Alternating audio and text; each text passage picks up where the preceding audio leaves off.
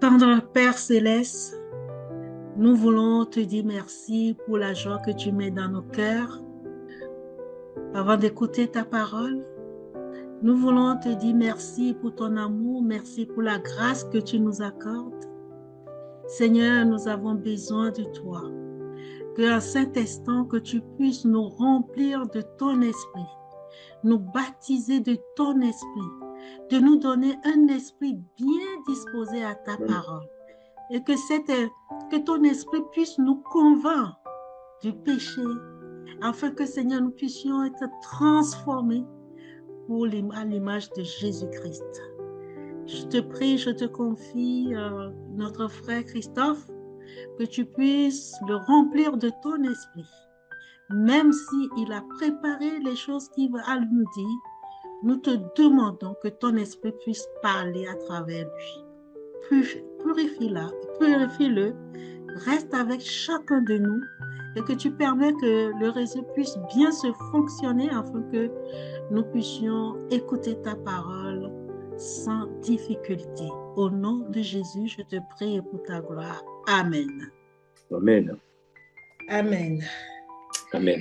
Alors, bonsoir à tous et à tous et soyez les bienvenus. Je suis très content de vous voir déjà un peu plus nombreux. Je vous demanderai pendant que Christophe va commencer à parler, que vous fermez vos micros afin que nous puissions être concentrés sur le message. Bonsoir Christophe, merci de répondre à notre invitation. Eh bien, c'est moi qui vous remercie beaucoup, surtout toi, Marceline, pour c'est des retrouvailles, hein, parce que ça fait un petit moment que... Ça fait un moment, oui, exactement. On est tous très occupés, il faut être honnête, on est tous très occupés, et puis il y a d'autres personnes aussi qui doivent pouvoir s'exprimer, et c'est très très bien comme ça. Exactement. Et merci pour tout le travail que tu fais. Et je le dis en passant, méditation et prière, et membre d'ASI France-Belgique. Voilà, j'ai dit ça, j'ai rien dit. Voilà. Exactement. Alors, donc, oui, vas-y. Non, vas-y, dis, vas-y. Mais donc, je te laisse la parole. Ah d'accord, ok. Alors, les amis, je suis content de vous retrouver. Certains parmi vous donc, sont habitués de ces rendez-vous de méditation et prière. Certains peut-être me connaissent, d'autres peut-être ne me connaissent pas. Donc, je ne sais pas si je dois me présenter par politesse, oui. Donc, je suis Christophe Michel, je suis papa, je suis adventiste, j'ai 2 grands-enfants, je suis membre dans une église de l'Île-de-France, je suis journaliste enseignant, et c'est tout. Et voilà, et responsable de 2 associations, notamment une qui est très attachée à la thématique de la justification par la foi. Cette association s'appelle la Sentinelle des Temps et vous pouvez retrouver sur une page Facebook ou alors tout simplement sur la chaîne YouTube La Sentinelle des Temps, un certain nombre de messages faits par moi ou par d'autres, toujours sur cette thématique de la rédemption, du plan de la rédemption tel qu'il est écrit dans la Bible.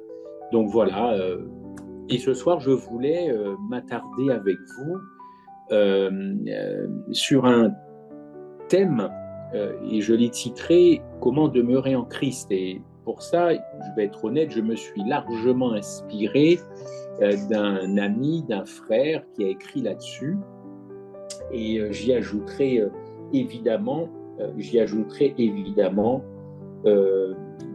mes réflexions personnelles.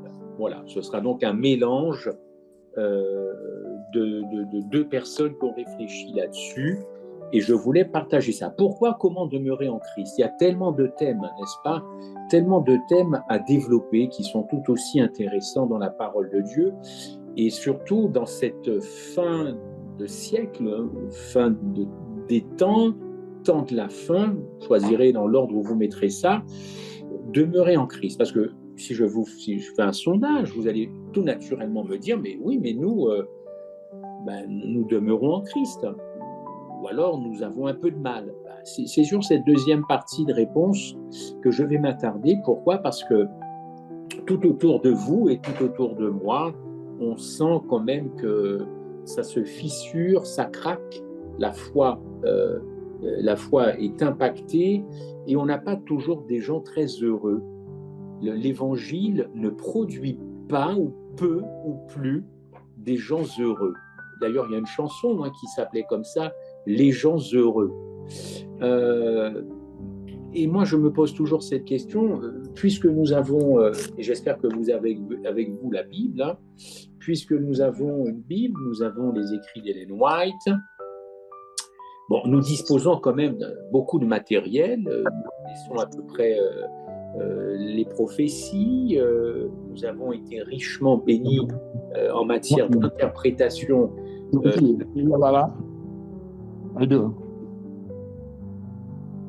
Interprétation donc de la croix. Qu'est-ce qui fait que l'évangile ne fait plus forcément des gens heureux? Et j'aimerais vous poser cette question tout simplement, êtes-vous heureux? Êtes-vous heureux? Est-ce que vous êtes réellement satisfait de votre expérience avec Dieu? Est-ce que vous êtes satisfait ce soir maintenant de votre vie chrétienne? Autrement dit, est-ce que par exemple les 10 paroles de Dieu, c'est quelque chose de très agréable pour vous, ou alors c'est un fardeau? Et autre façon de poser cette question, êtes-vous heureux dans votre relation avec Dieu? Est-ce que vous expérimentez des victoires assez souvent? En général, les êtres humains disent toujours qu'ils vont faire de leur mieux, n'est-ce pas?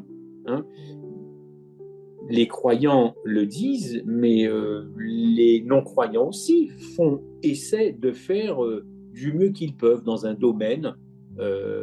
Et c'est ce qu'on apprend d'ailleurs à nos enfants, très tôt d'ailleurs, dans les églises, quelles que soient les dénominations, quelles que soient les confessions.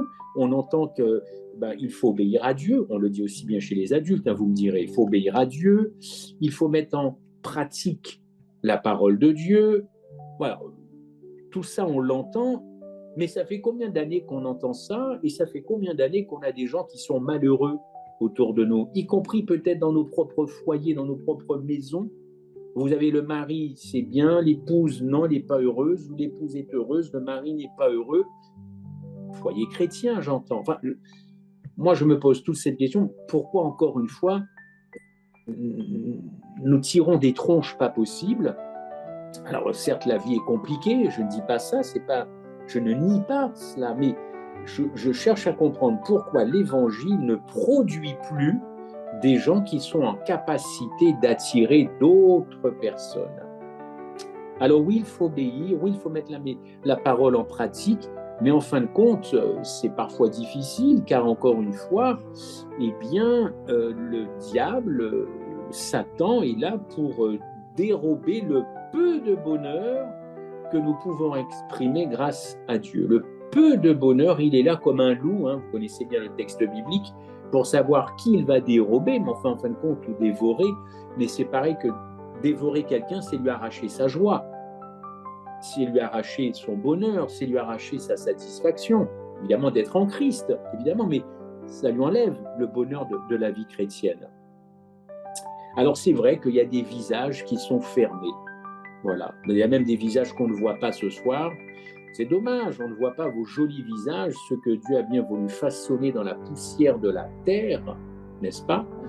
Mais bon, c'est comme ça. Alors on a des visages qui sont fermés, on a des visages qui le sont aussi en public ou en privé. Et même quand on voit parfois des sourires, parfois il se cache beaucoup de comment je dirais, d'insatisfaction derrière tout cela, voire même de la souffrance. Et vous et moi, il nous est tous arrivé de jouer, comment je pourrais dire ça, des rôles. Voilà, des rôles. De ne pas être au fond qui nous sommes vraiment quand on se rencontre. J'endosse un costume, un rôle, une posture pour ne pas vraiment montrer qui je suis et au fond toute la souffrance qu'il peut y avoir en moi, toute cette déprime, toute cette insatisfaction, voire toute cette agitation intérieure. Je pense que vous me comprenez très très bien. Alors, au fond, on voit bien que il y a quelque chose qui est très récurrent chez le chrétien, c'est-à-dire que on va prier, on va confesser, on va se relever, on va retomber, repécher, reprier, reconfesser, re-aller mieux, retomber, repécher, voilà. Victoire, chute, victoire, chute, victoire, chute, je pêche, je prie, je pêche, je prie, je pêche, je prie. Et ça, combien de fois ça va nous arriver dans notre vie? C'est pas une vie, cette vie-là, c'est vraiment pas une vie. Et beaucoup, encore une fois, autour de nous sont très anxieux. D'ailleurs, l'actualité le montre encore, cette intervention des États-Unis. Je sais, je connais mes frères et sœurs, je sais qu'ils se posent plein de questions, qu'ils ont un avis sur tout et surtout un avis. Mais je voudrais ce soir... C'est fini ça. Et je voudrais donc rassurer ces personnes qui nous regardent, qu'elles soient croyantes ou pas. Le plus important actuellement, c'est pas de savoir s'il y aura une troisième guerre mondiale, si tous les pays vont combattre l'Iran ou si l'Iran va faire exploser la terre. La seule question qui vaille ce soir, c'est comment demeurer en Christ. Parce que personne n'a envie de demeurer en Iran, personne n'a envie de demeurer dans la guerre, personne, on est bien d'accord, on est bien d'accord, on est bien d'accord. On ne peut pas faire un trait comme ça en disant, de toute façon, moi je suis en Jésus-Christ, alors tout le reste ne m'intéresse pas, alléluia, Maranatha.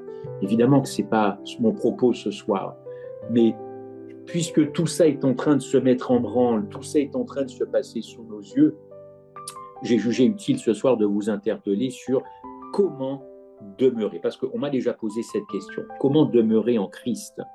Alors oui, entre quoi? Les culpabilités, les peurs, l'intolérance, les déprimes, les condamnations, et à côté de ça, on a toutes les promesses de Dieu. Alors qu'est-ce que l'on fait de toutes ces promesses?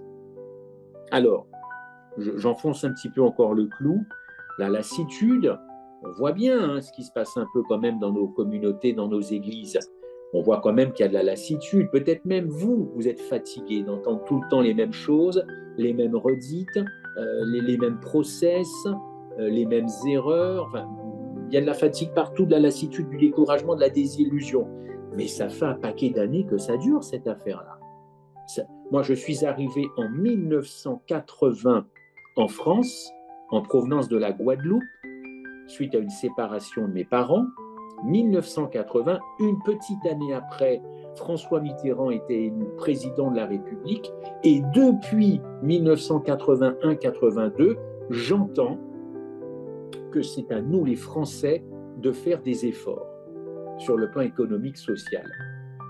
Depuis 1981-82, c'est toujours la même chose, ce sont aux Français de faire des efforts.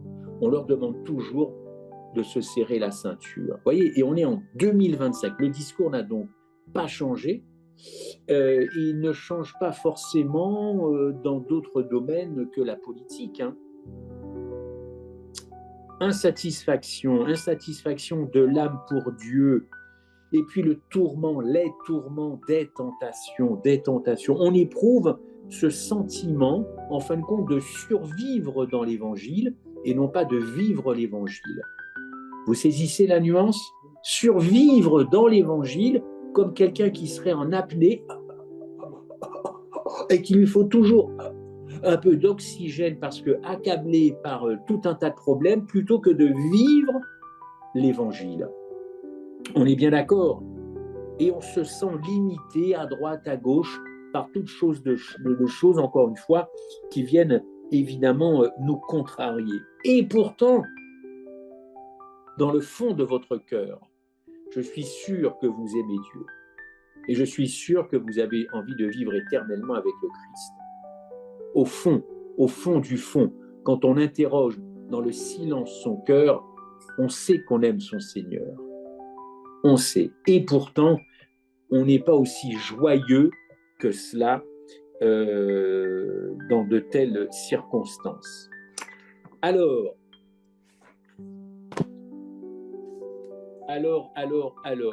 et on a des gens qui crient autour de nous, priez pour moi pour que je ne tombe pas en tentation, priez pour que mon mari revienne, priez pour mon épouse revienne, priez pour mes enfants, pour leur diplôme, pour leur vie, leur mariage, priez pour moi, demandez à Dieu qu'il me garde du péché, demandez à Dieu dans ta prière qu'il me sanctifie, demande à Dieu de m'aider, qu'il me donne tout, oui, qu'il me donne tout.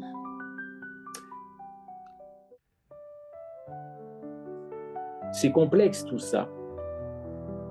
C'est complexe. Quelle est la clé alors? Quelle est la clé de se demeurer en Christ? N'est-ce pas? La vérité, la voie qui mènerait à quelque chose qui ressemble à l'abondance. L'abondance, c'est un terme qui est connu dans la Bible. Je vous donnerai de la vie en abondance. Eh bien, on a ce texte-là dans le chapitre 8 de Romains. Vous pouvez prendre vos Bibles, il est là. Romains 8, c'est surtout Romains que j'affectionne. Romains 8, et là, Romains 8, ça suit Romains 7, par définition. Et bien, vous avez dans Romains 7 exactement le chrétien dont je suis en train de dresser un petit peu les lignes, à grands traits, certes, peut-être, mais véritable. Romains 7, c'est le chrétien qui est complètement abattu, découragé, déconnecté, déstructuré, mal en point, dans la tête, dans le corps, qui mange trop, qui dort mal, qui n'a pas une vie de couple comme ça devrait être chrétien, ou qui est célibataire et qui galère. On a vraiment le chrétien qui n'est pas bien du tout. Et dans Romains 8, eh bien, le chrétien, encore une fois, qui s'en sort. Et les gens d'ailleurs qui veulent justifier le péché jusqu'à la fin de notre vie se servent très souvent de Romains 7. Et ils ne lisent pas Romains 8, puisqu'évidemment dans Romains 8, l'Éternel nous fait sortir de ce péché. Alors, lisez Romains 7 et Romains 8 tranquillement une autre fois. Moi, je vais juste vous donner un verset, vous connaissez bien, c'est Jean 15, prenez des notes, évidemment. Jean 15, versets 4 à 5, « Demeurez en moi et je demeurerai en vous ». Vous connaissez bien. Et qu'est-ce que dit le texte après? Avez-vous remarqué? « Et c'est moi qui agirai en vous. J'agirai ». Donc vous l'avez remarqué, Dieu n'espère pas simplement demeurer en vous, il veut non seulement demeurer en vous, mais agir. N'est-ce pas? Comme le sarment ne peut être lui-même porté du fruit s'il ne demeure attaché au cep, ainsi vous ne le pouvez pas non plus si vous ne demeurez pas en moi. Je suis le cep, vous êtes les sarments. Vous connaissez le texte, vous porterez beaucoup de fruits. Et la dernière petite phrase, on va y revenir, car sans moi vous ne pouvez rien faire. Qu'est-ce que ça veut dire? Alors, d'emblée, la première interprétation, le premier commentaire, sans moi vous ne pouvez rien faire. En effet, en gros, c'est sans mon aide, sans mon assistance, sans ma collaboration, vous ne pouvez rien faire. Donc ça, c'est un acte, c'est posé, c'est vrai que sans Dieu. Mais est-ce que ce verset ne veut dire que ça? Est-ce que ce verset ne voudrait dire que ça? Et mon ami dont je me suis inspiré prend cette histoire d'un homme dont la voiture est en panne, n'est-ce pas, au bord de la route. Alors il fait de son mieux pour pousser la voiture, pour essayer de la démarrer, mais alors plus il pousse, plus il se fatigue, n'est-ce pas, et plus il se fatigue, moins la voiture avance. Oui ou non? C'est tellement vrai, c'est tellement vrai. Et là, il va voir quelqu'un qui passe à côté de lui, il lui demande de venir, de l'assister et de venir l'aider à pousser cette voiture. Ok? Bon, tant mieux pour lui, mais la vie éternelle, ça ne fonctionne pas comme ça. On ne demande pas aux autres de venir pousser notre carcasse pour que ça aille mieux. On peut leur demander de prier pour nous. Mais en fin de compte, quand Jésus dit « sans moi, vous ne pouvez rien faire », eh bien, je crois que plutôt que de réparer la voiture qui est en panne, c'est le moteur qu'il faut changer. C'est le moteur. Et là, Dieu se propose évidemment de changer le moteur et pas de simplement rafistoler un piston défaillant ou que sais-je. Changer le moteur. En fin de compte, c'est toute la réparation qu'il faut faire. Il faut extraire le moteur et mettre quelque chose de nouveau. Bon, sans moi, vous ne pouvez rien faire, n'est-ce pas? Alors oui, vous ne pouvez rien faire qui me plaise. Sans moi, vous ne pouvez rien faire qui me plaise. Sans moi, vous ne pouvez rien faire qui me fasse sourire, qui me fasse rire. Sans moi, vous ne pouvez rien faire qui puisse attendrir mon cœur. Sans moi, vous ne pouvez rien faire qui puisse que je tape la discute avec les anges et que je dise aux anges, ah mais regarde Patricia, bah, c'est excellent ce que fait Patricia, mais vraiment Annette, je ne m'attendais pas du tout à ça, quel bonheur, et tout le monde se réjouit. C'est ça que ça veut dire aussi, sans moi vous ne pouvez rien faire. Ok? Le problème, c'est que nous voulons toujours apporter notre pierre à l'édifice, n'est-ce pas? Notre pierre à l'édifice. Et pourtant, il y a un texte qui dit dans Daniel 12, ce sont des textes que nous étudions alors pour les adventistes en ce moment dans ce que l'on appelle l'école du sabbat, qui est l'étude de la Bible hebdomadaire. Et il y a un texte de Daniel 12, versets 7 à 10, qui dit que la force du peuple saint, cette force sera entièrement brisée, alors plusieurs pourront être purifiés, blanchis et épurés. Vous le savez bien, c'est dans la faiblesse que Dieu agit, c'est pas dans la force.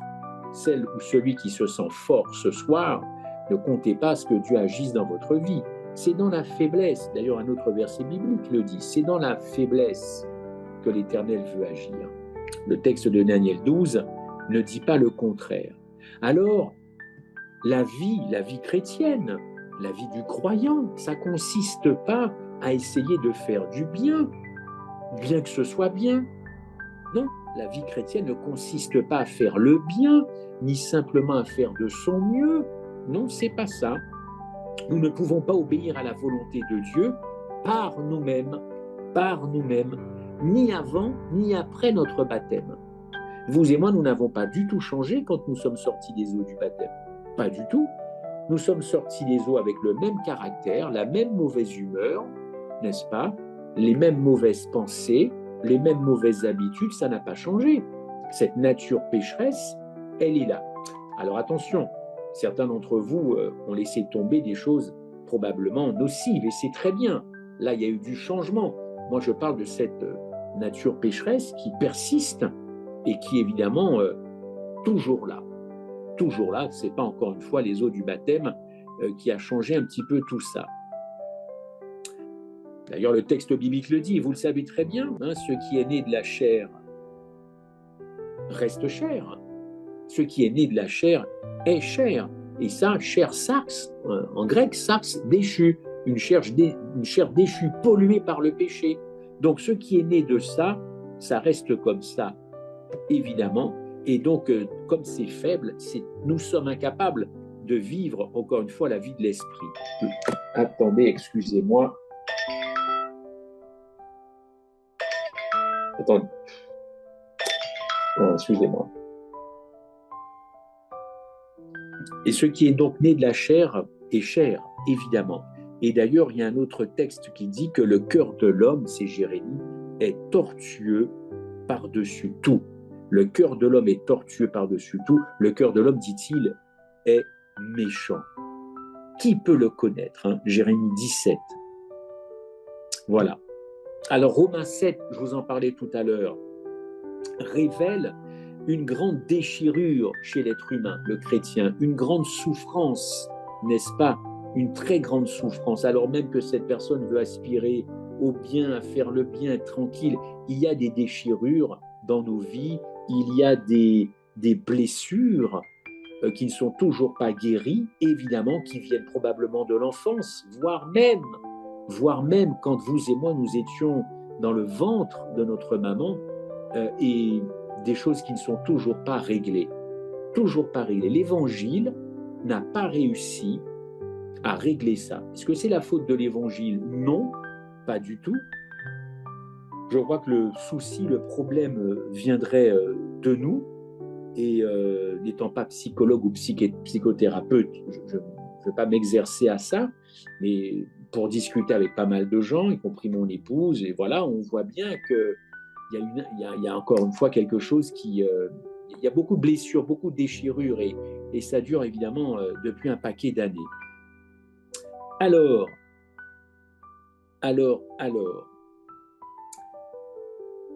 cette nécessité d'avoir un cœur nouveau correspond avec une réponse de cet entretien demeuré en Christ. La nécessité d'un cœur nouveau et d'un esprit nouveau. Vous connaissez ce texte d'Ézéchiel 36, versets 26-27. Dans ce domaine, votre éducation, votre culture intellectuelle, votre volonté, eh bien, tout ça, c'est sûrement légitime. Hein? On a tous une histoire, on vient tous de quelque part. Je ne dis pas que ça, c'est pas intéressant, mais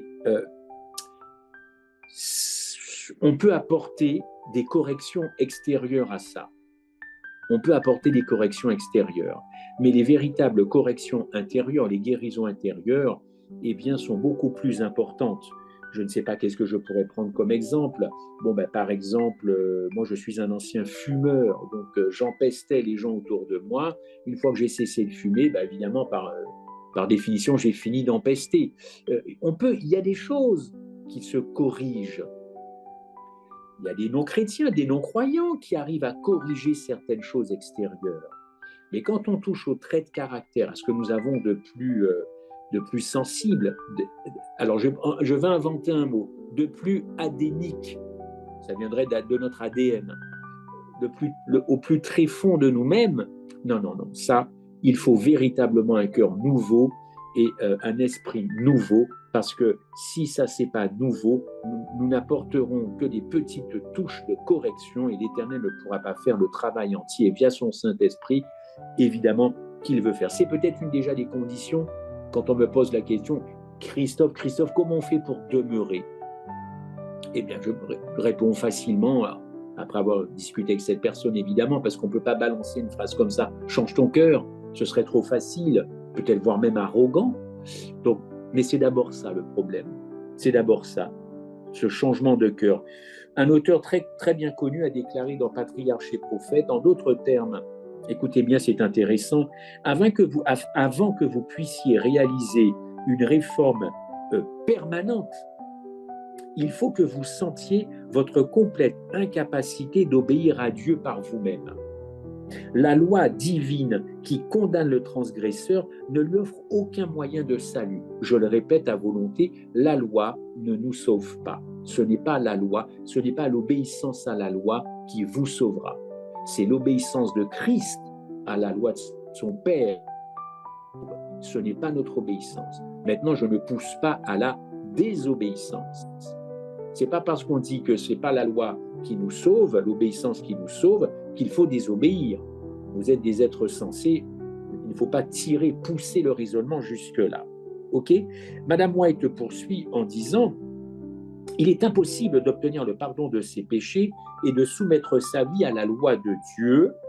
C'est donc en vain que vous vous engageriez à le servir, puisque c'est uniquement par la foi au Rédempteur que l'on reçoit le pardon et la force de faire les choses. Si vous voulez être sauvé, il faut donc cesser de vous appuyer sur vos propres forces et ne vous confier qu'au mérite du Sauveur promis. Bon, ça, je crois qu'on l'a compris. Il n'est pas question de faire des choses par nous-mêmes en disant c'est nous qui produisons ça. Je l'ai dit tout à l'heure, sans Dieu, nous ne sommes capables de rien faire correctement, évidemment. Permettez-moi de pousser cette question. Suite à ça, en fin de compte, vous êtes-vous déjà demandé, si vous n'aviez à retenir qu'une seule chose ce soir, c'est ça, voyez? Pour ceux qui sont arrivés en retard, ils arrivent au bon moment. Je vous pose cette question. Quelle est la seule offrande que Dieu demande? Quelle est la seule offrande que Dieu demande et qu'il va agréer? Je vous donne 10 secondes de réflexion et je vous dirai ce qu'il en est. Je répète, quelle est la seule offrande que Dieu demande à l'homme, enfin plutôt demande tout simplement, et qu'il va agréer? De lui donner notre cœur. Non, frère, c'est justement pas ça. Ah. Eh ben oui, c'est pas ça. Je veux pas faire 14 juillet, faire le mec intelligent pas du tout. Mais j'aurais répondu comme vous. Et en réfléchissant, la seule offrande que Dieu agrée, c'est Jésus. C'est Jésus, frère. C'est pas moi. Je comprends ce que vous dites, notre cœur, notre bonne volonté, notre bonne disposition, mais ça, c'est pas bon. C'est pas bon puisque c'est entaché de péché. C'est pas bon. Même après votre baptême, même après mon baptême, même après notre conversion, la seule offrande que Dieu agrée, eh bien, c'est son Fils. C'est son Fils. Mais comme vous et moi, nous avons été placés en son Fils, mais c'est d'abord son Fils, la seule offrande que Dieu agrée, c'est le sacrifice de Jésus-Christ à la croix. C'est même pas ma volonté de m'être fait baptiser il y a maintenant pas mal d'années. Ce fut une grande joie au ciel pour vous. Mais ce n'était pas cette offrande-là. Alors oui, c'est vrai que dans la Bible, il y a marqué offrir notre cœur, l'offrande de notre cœur. Mais voyons offrande de façon beaucoup plus large. Puisqu'il n'y a que Christ qui a vécu une vie juste sur cette terre de péché, qui a obéi juste, une obéissance juste vis-à-vis de son Père, un amour pur vis-à-vis de son Père, un amour pur vis-à-vis des autres, même contre les méchants. Enfin, je ne vais pas vous faire le truc de la vie de Jésus ce soir. Vous la connaissez mieux que moi, une vie sainte et pure. C'est ça que Dieu va prendre et agréer comme offrande. Je n'avais pas pensé à ça, mais j'aurais répondu comme vous.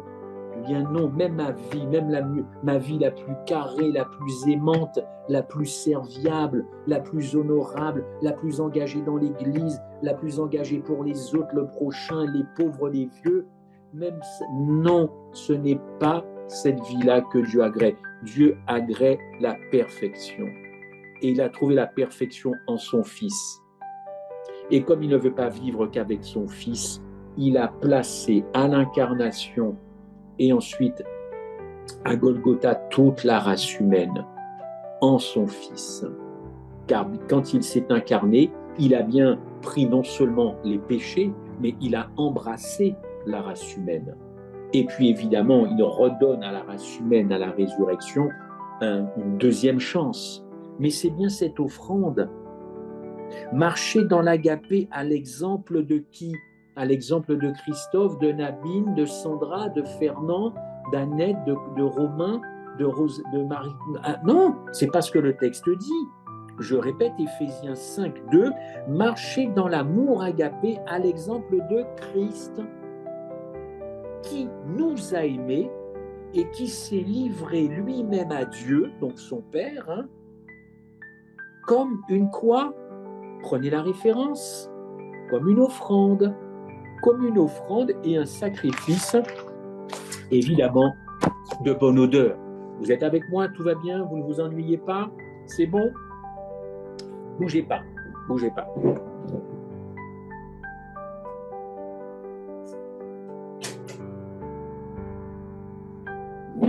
Voilà. Alors, la seule vie, encore une fois, que Dieu accepte, partageons ça tranquillement ce soir et réfléchissez à ça demain dans votre vie, dans votre activité, demain au boulot. C'est la justice parfaite du Christ, son histoire d'amour avec la race humaine, sa sainteté quand il était sur cette terre, son modèle de vie. Nous ne pouvions et ne pouvons pas égaler ce genre de vie pour l'offrir à Dieu, même pour lui être agréable.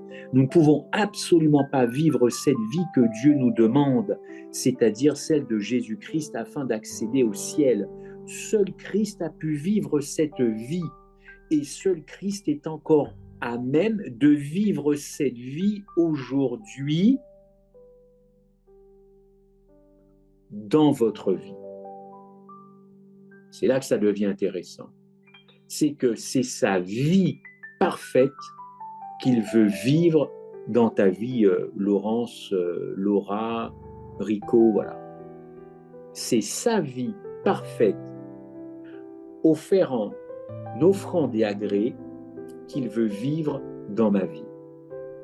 Alors que moi, je veux vivre ma vie à moi, plutôt bien réglée, sympa, gentil, tout ça, c'est pas cette vie-là qui est bonne. C'est la vie de Christ qu'il veut vivre dans ma vie.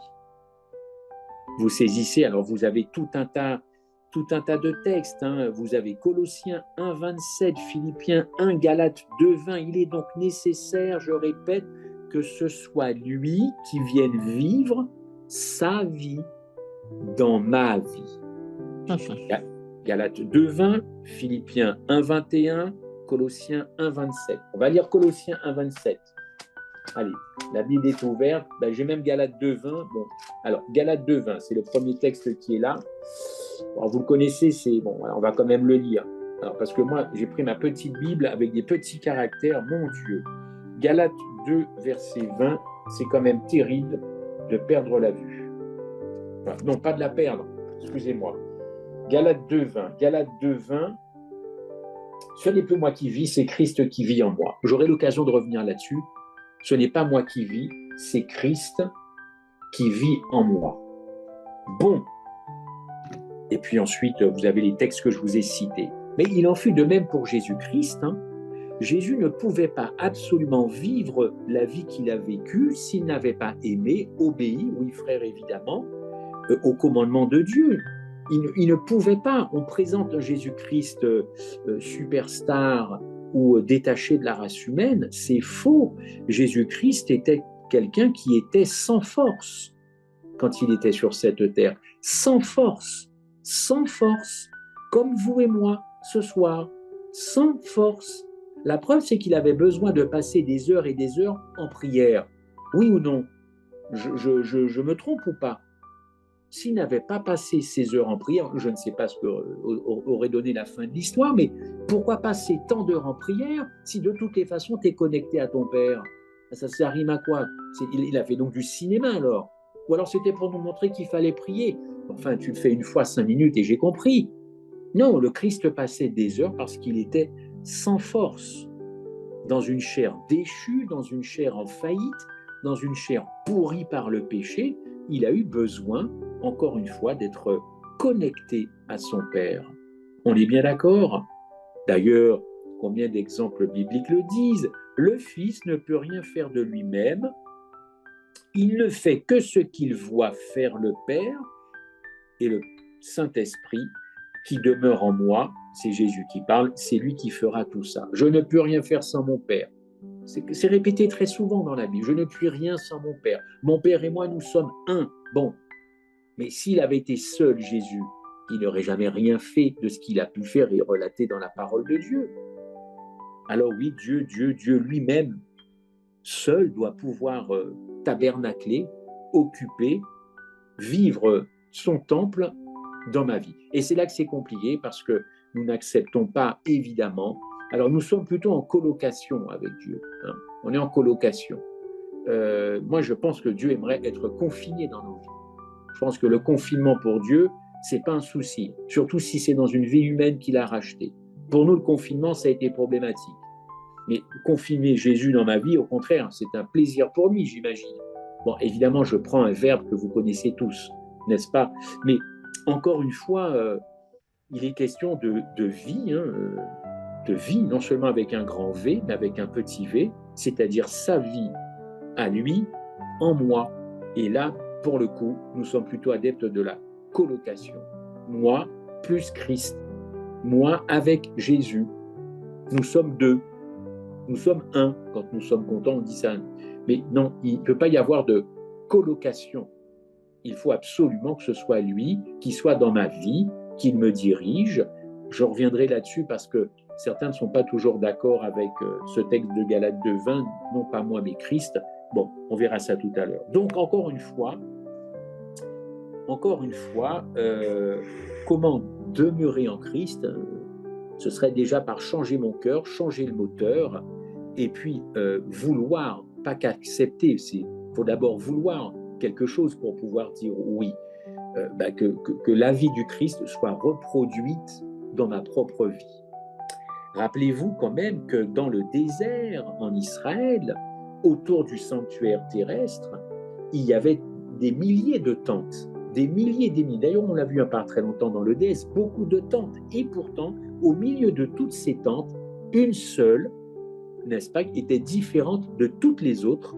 De toutes les autres, les autres étaient des tentes ordinaires. Dans ces tentes-là, tu pouvais tout faire, manger, dormir, boire, tout ce que tu veux. Mais dans la tente, l'autre tente, là, c'était le recueillement, le dialogue et le silence. Personne ne pouvait venir faire le boxon ou le désordre dans cette tente, c'était la tente de la rencontre. La tente de la rencontre. N'est-ce pas? 1 Corinthiens 6, ne savez-vous pas que votre corps est le temple du Saint-Esprit qui est en vous, que vous avez reçu de Dieu et que vous ne vous appartenez pas à vous-même, car vous avez été racheté à un grand prix, glorifiez donc Dieu dans votre corps, dans votre esprit. Tout ça, le texte le dit, qui appartiennent à Dieu. 1 Corinthiens 6, 19, 20. Est-ce que tout ce que je viens de dire, ça s'est passé à votre conversion?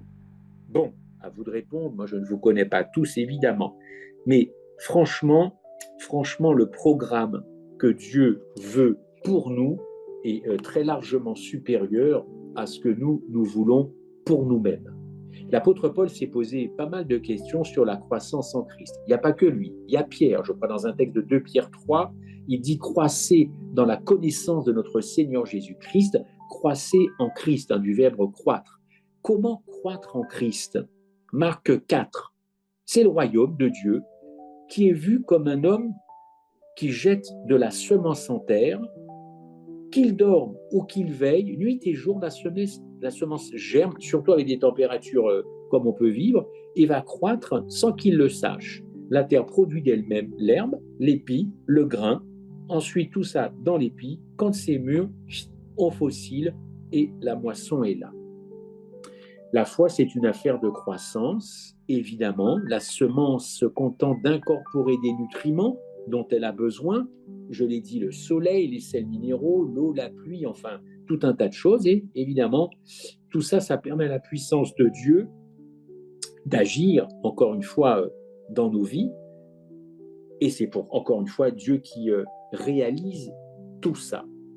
Et dans mes réflexions cet après-midi, je suis tombé sur un article où c'était écrit quelle est notre part dans tout ça? Quelle serait notre part? Pas simplement dans le verset que je vous ai cité de Marc 4, où il est question d'un semeur, mais notre part, ce serait quoi?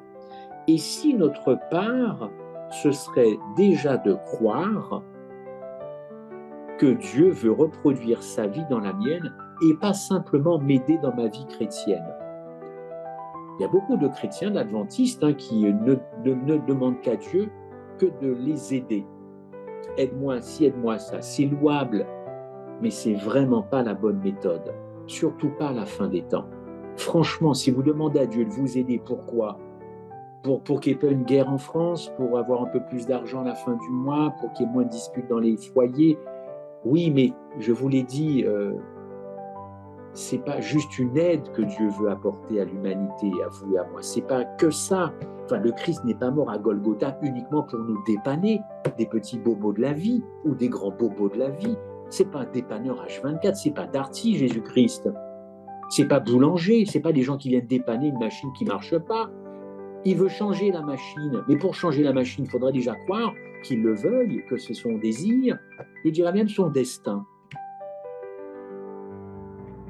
Et pourtant, dans nos prières, nous retombons toujours dans les mêmes travers. Toujours dans les mêmes travers.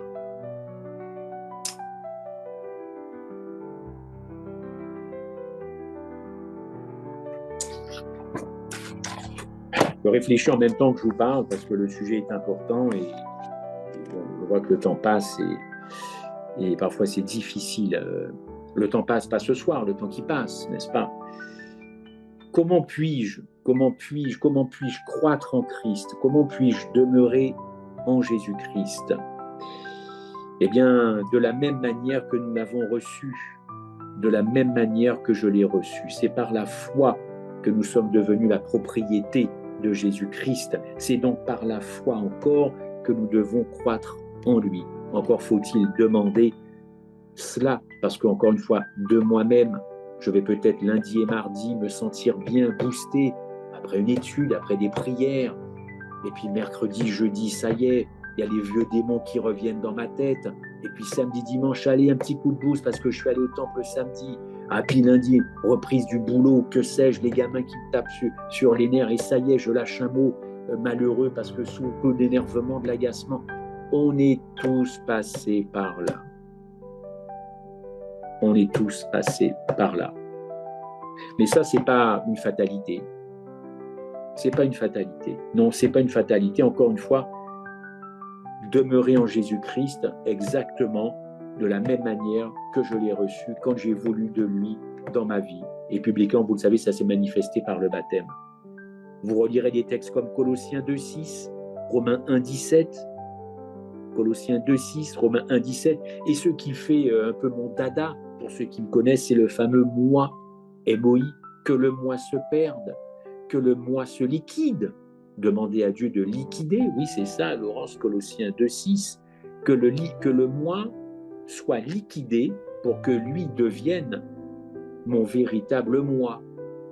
En fin de compte, il faudrait que mon moi, Christophe Michel, disparaisse et que mon moi, Jésus-Christ, apparaisse. Et c'est là que nous arrivons à Romains 7 et 8, parce que quand vous lisez bien ces deux textes et vous les connaissez, je veux faire le bien que je veux, mais je n'y arrive pas, et quand je veux faire le mal que je fais, je n'arrive pas, je veux faire le bien du bien que le mal j'agis. Ça, c'est vraiment, Romains 7, c'est à se flinguer. Il n'y a aucune issue pour Romains 7, pour ce chrétien-là, aucune issue. Il se tire une balle. Tout ce qu'il a de mieux à faire, c'est ça. Parce qu'il prend conscience, moi je le dis comme ça, tenir une vie chrétienne jusqu'à la fin comme ça, mais alors pourquoi être chrétien, quoi? Pourquoi être chrétien? Autant être bouddhiste, je l'ai déjà dit 100 fois. Bouddha nous regarde toujours avec un grand sourire. Mais Romains 8 arrive, évidemment parce que Paul parle de conversion, et là c'est la sortie. Le moi, que le moi se perde encore une fois. Et on arrive à Galates 2,20. Une fois un ami m'a dit, mais non, Galates 2,20, c'est pas possible. C'est pas possible. Non pas moi, mais Christ. C'est impossible. Dieu ne veut pas, comment je pourrais dire ça? Il ne voudrait pas nous désintégrer. Il a besoin de moi. Je ne suis pas un robot. Si c'est lui qui prend le contrôle de ma vie, du coup, c'est plus moi qui vis. Donc c'est lui. Mais ça, c'est ce que dit le verset. Oui, mais moi, je ne suis pas encore une fois un robot. J'ai besoin d'une conscience. Il nous a donné une conscience pour être éveillé. Donc, il avait un problème avec Galates 2,20. C'est parce qu'il n'a pas compris le fond de Galates 2,20. Non pas moi, non pas mon ego, mon égoïsme pour diriger ma vie, prendre des décisions, mais la vie de Christ, qui, elle, fut parfaite. Non pas l'affirmation de soi, mais l'exaltation de Christ. Je répète, non pas l'affirmation de soi, mais l'exaltation de Christ. Il faut d'ailleurs, le texte le dit, Jean 3,30, il faut qu'il croisse. Je n'invente rien ce soir, et que je diminue. Mais pourquoi nous passons si rapidement sur ces versets que vous et moi nous connaissons? Il faut qu'il croisse, lui, le Christ, et que moi je diminue. Il ne peut pas y avoir de cohabitation. Le péché ne peut pas cohabiter avec la sainteté. Eh bien, il ne peut pas y avoir de cohabitation moi plus Christ. Le faux évangile, répandu partout sur la surface du monde, il y a un faux évangile qui a pris racine dans le christianisme. Gardez ça pour vous ce soir. Il existe un faux évangile. Il est dans les églises, il est dans les fondations de nos doctrines et tout. C'est enraciné dans ma tête, dans mon cœur. Ce faux évangile, c'est, on va le résumer comme ça, moi plus Christ. Voilà le faux évangile. La Bible ne connaît pas cet évangile-là. Nous avons un faux évangile. Nous adorons un faux Jésus si nous sommes là-dedans. Précision. Le vrai évangile, c'est Galates 2,20. Non pas moi, mais Christ. Alors je sais, c'est très péremptoire. Ça fait très radical de la part de Paul. Non pas toi, pas ta vie, non. Est-ce que ça veut dire tu n'es rien du tout, une misère, tu ne vaux rien? Nous avons de la valeur. Ce n'est pas sur ce plan-là. Mais si c'est moi plus Christ, alors voyez, regardez autour de vous, voilà le résultat. Voilà, il n'y a pas besoin de faire des grands discours. Regardez autour de vous. Laissez permettre à Jésus de vivre sa vie en nous, à travers nous. C'est en fin de compte accepter qui je suis réellement. Je suis en faillite. En fin de compte, il n'y a pas que les sociétés qui sont en faillite. La race humaine est en faillite, elle a été rachetée, mais regardez ce qu'elle a fait de ce rachat. Regardez. Je ne sais pas si vous étiez dans certaines rues de là où vous habitez hier soir. Moi, j'ai vu des gens heureux. Ils ont le droit d'être heureux. J'ai vu des gens qui chantaient, la musique. Et je me disais, bon, ok, ils sont heureux. Ils ont été rachetés, mais ce n'est pas de cette joie qui les anime ce soir. Ce sont des notes de musique qui les animent. Ce n'est pas la conscience d'avoir été racheté à Golgotha. Bon, oui, on a le droit d'être heureux, mais c'est un bonheur vraiment qui ne dépend que des circonstances. Parce que la même personne hier soir qui sautait, qui chantait sur Supertramp ou je ne sais pas quoi, c'est probablement la même qui a pleuré ce matin ou ce midi, suite à une contrariété. Les circonstances ont changé et ce n'est plus du tout la même personne qu'hier soir. Ou même quand elle est rentrée se coucher chez elle. C'est plus la même personne, voyez. Non, c'est pas ce que Dieu vit. Hein. Quand je vous dis comment demeurer en Christ, ça a vraiment des ressorts très profonds. Il faut qu'il croisse, que je diminue. Rappelez-vous la chute en Éden. Séparation, autonomie, indépendance, revendication. On entend les mêmes mots aujourd'hui. Hein. Autonomie, revendication, indépendance. Voilà. Rien de neuf sous le soleil, comme disait l'Ecclésia. Rien de neuf. Les choses n'avancent que peu rapidement. Nous sommes toujours dans l'esclavage du péché, n'est-ce pas? Ce n'est pas Dieu qui a imposé cet esclavage, encore une fois. Alors oui, il faut le dire haut et fort, croire en Christ, c'est cesser une fois pour toutes de croire en moi. Non pas que je sois nul, que je sois débile, que je sois moche, c'est pas ça. Croire en soi, dans le sens que je l'exprime ce soir, c'est se croire en capacité personnelle d'agir correctement, de penser correctement. C'est un peu ça le fond de ma pensée. Car si nous avons été dotés d'un cerveau et des sentiments, ils me sont propres. Ce cerveau, il m'est propre. Mais je dois mettre le Christ dans mon cerveau plutôt que de faire agir mon cerveau sans Christ. Donc c'est ça que je veux dire. C'est croire, cesser une fois pour toutes de croire en moi, de croire dans la chair. Et croire en Christ revient à croire en mon vrai moi. Le vrai moi, c'est Jésus en fin de compte. Le vrai moi, c'est pas moi. C'est lui, mais lui, c'est moi, parce qu'il m'a racheté. Je ne sais pas si vous me suivez, je ne veux pas faire trop de jeux de mots, mais c'est un peu ça. Lui, moi, lui. Voilà. Et c'est lui qui, dans ma vie, peut me permettre d'agir correctement. Encore une fois, on a le texte de Philippiens 2,13, car c'est Dieu qui produit en vous, qui ne connaît pas ce verset par cœur, le vouloir et le faire. Le vouloir et le faire, selon son bon plaisir. Philippiens 2,13. Autre texte, Éternel, tu nous donnes la paix, car tout ce que nous faisons, c'est toi qui l'accomplis pour nous. Ésaïe 26,12. Tout ce que je fais, c'est toi qui l'accomplis pour nous. Pour vous, la Trinité, tu accomplis des choses dans ma vie pour le Saint-Esprit.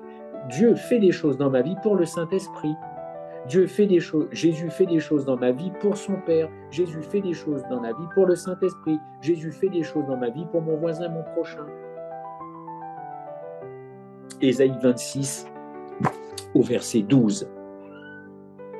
Vous savez que islam, ça veut dire soumission. Le mot islam veut dire soumission. Soumission, c'est connoté négativement. Hein. Une femme soumise à son mari, des enfants soumis, je vais te soumettre, soumettez-vous. Pourtant, on a ce verbe dans la Bible, hein, plusieurs fois, hein, mais c'est devenu une connotation négative. Et pourtant, la soumission a quelque chose à voir avec le repos parfait, le repos en Christ et le repos de Jésus. Moi, cette soumission-là, cet islam, si je prends ce terme-là, me va bien. Parce que ce n'est pas une soumission forcée, puisque j'ai voulu bien accueillir Christ dans ma vie. Il n'y a pas de forceps. Des femmes qui ont accouché peut-être avec des forceps voient à peu près ce que je veux dire. Mais voilà, croire, se reposer, être soumis, en fin de compte, c'est tout un tas de dimensions dans nos vies. C'est tout un tas de dimensions, n'est-ce pas? Identitaire, mental, moral, psychologique, psycho-émotionnel, bref, tout ce qui fait la composante de l'homme. Tout ce qui fait la composante de l'homme.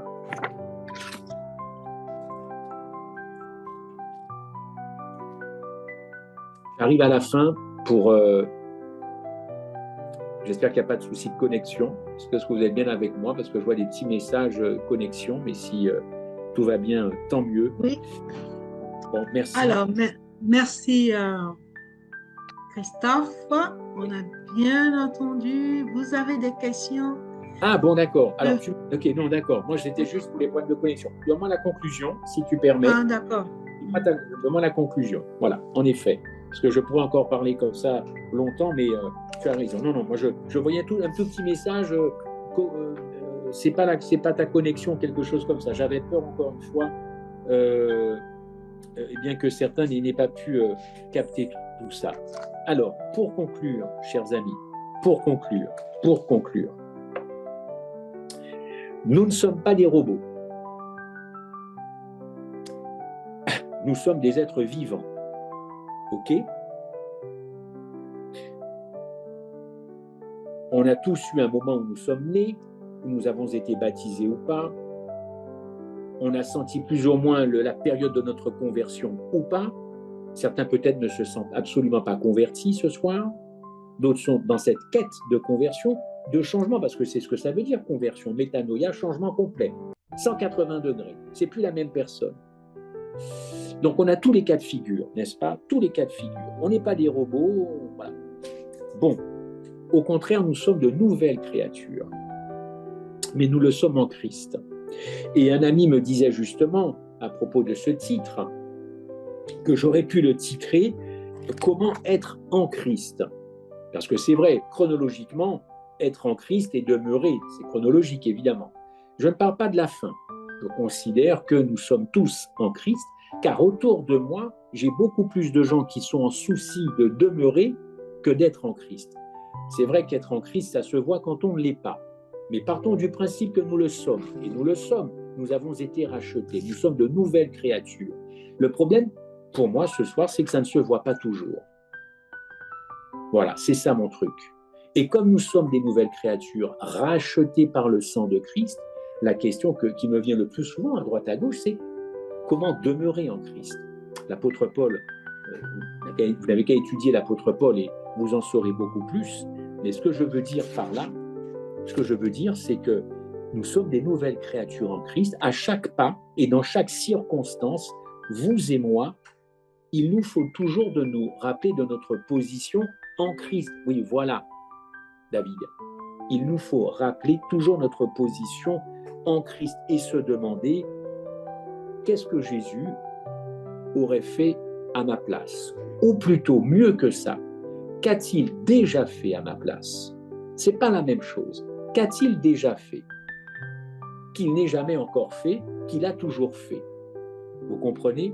Et puisque il est à ma place en ce moment, il est en moi, puisqu'il est à ma place en cet instant, car il est en moi, il vit sa vie en moi, et moi je vis ma vie en lui, en fin de compte, qu'est-ce qu'il me pousse à faire? Le bien, évidemment, me répondrez-vous, le bien. Ben, il va m'amener à faire un certain nombre de choses pour, encore une fois, pour le conserver en moi. La prière, le jeûne, le respect de son corps, le respect des autres, le respect de sa communauté. C'est ça le truc en fin de compte. Qu'a-t-il déjà fait pour que moi je puisse simplement dupliquer, répliquer ce qu'il a déjà fait, ce qu'il a déjà prévu? On a l'habitude de dire, nous qui sommes dans la mission, il y en a un certain nombre qui connaissent bien la mission, Dieu a déjà préparé les choses à l'avance. Hein?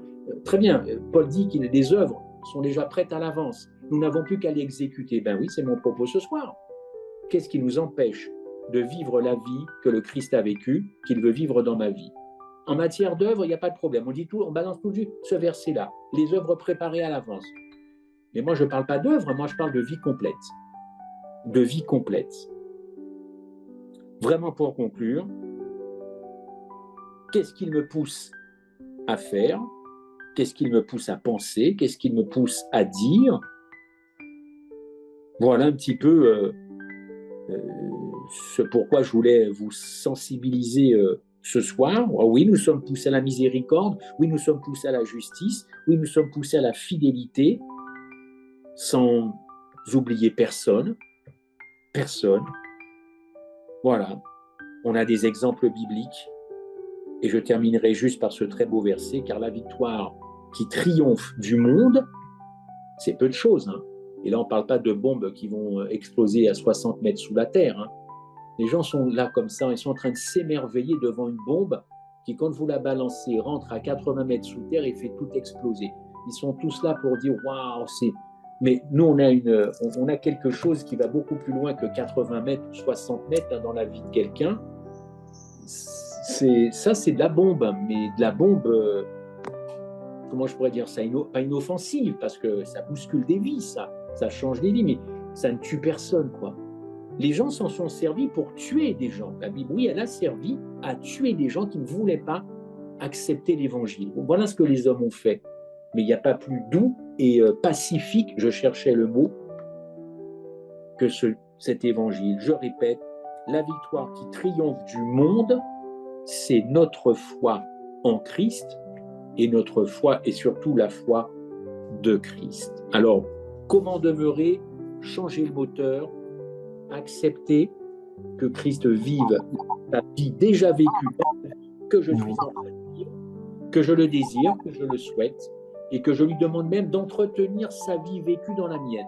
C'est encore à moi de lui demander, mais reste et vis ta vie et installe toutes les conditions pour que tu vives bien dans ma vie. Et je vous rassure, hein, on nous reconnaîtra. Le visage de Laurence, de Patricia ne changera pas. Encore que, il y a des visages qui ont déjà changé, mais ça, c'est parce que les cheveux deviennent de plus en plus blancs. C'est autre chose.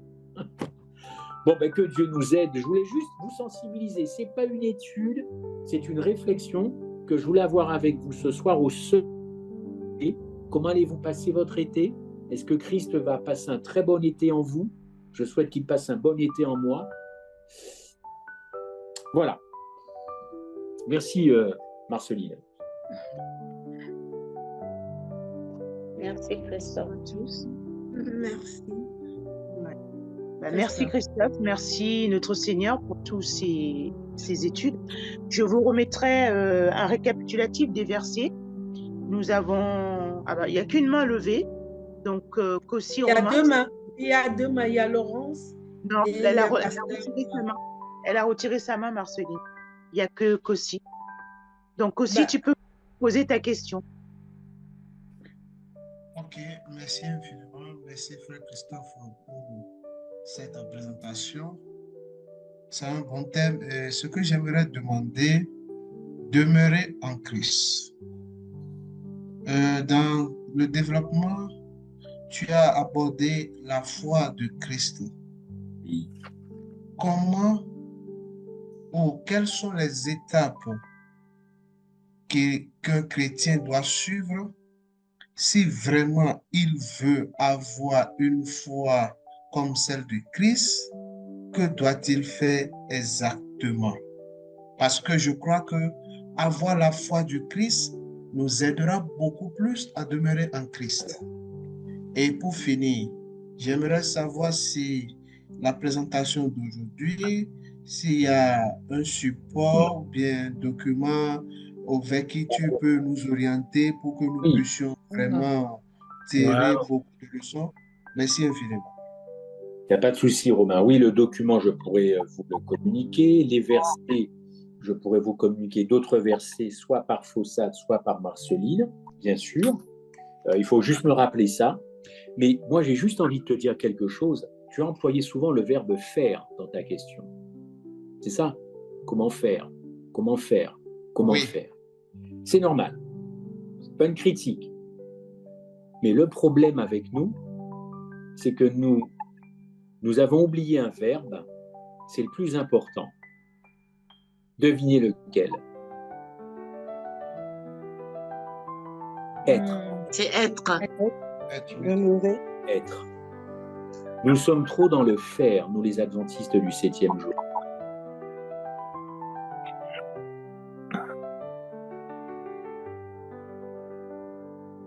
Fais ça, faire. Fais tes devoirs. Combien de fois mon père m'a dit ça? Fais tes devoirs. Va faire la vaisselle. Va faire tes courses. Va faire dodo. Faire. On est éduqué à faire. Moi, j'ai retenu quand même parfois de la philosophie. Désolé si ça vous choque, mais la philosophie est quand même plus intéressante par les questions qu'elle pose que par les réponses qu'elle apporte. Mais comme plus personne ne se pose des bonnes questions, il y a quand même un peu de philosophie qui pose des questions. Et moi, je me rappelle mon prof qui me disait, quand il m'avait vu un jour rentrer tout bronzé, j'étais lycéen, tout bronzé en mois de février, il m'a dit, mais monsieur Michel, vous rentrez du ski? C'était pendant un cours de philo. Je lui ai dit, oui, ça se voit. Il dit, oui, le paraître dit l'être. Le paraître dit l'être.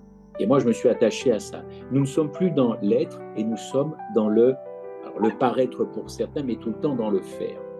Et pour ne pas esquiver ta question, je dirais que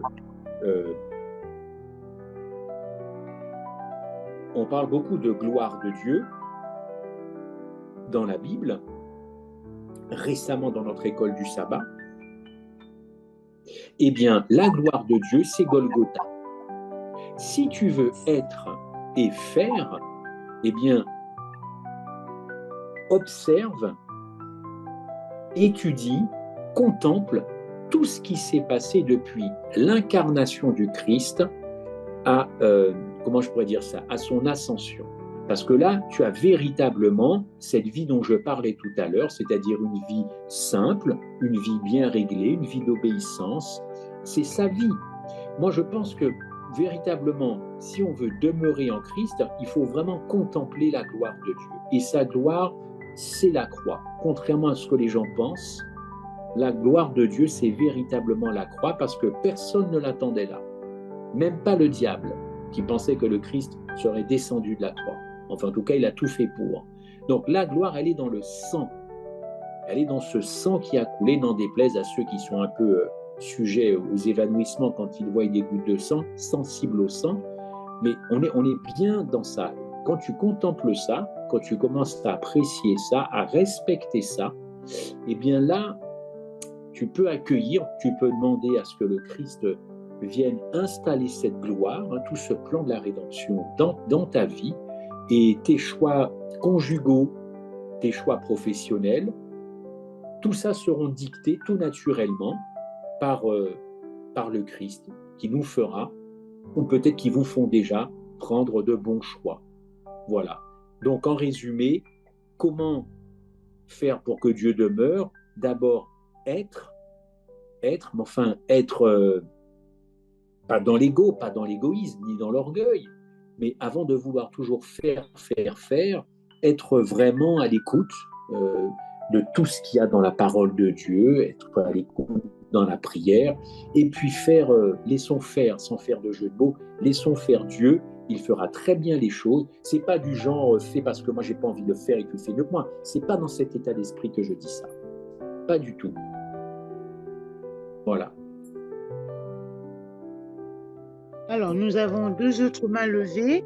Nous avons Laurence et Annette. On va laisser la main à Laurence et puis Annette, tu poseras ta question après. Voilà. Laurence, tu peux poser ta question à Christophe.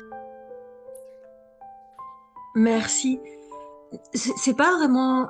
Enfin, quand je t'écoute parler, ça a fait écho à beaucoup de questions qui sont en moi pour le moment.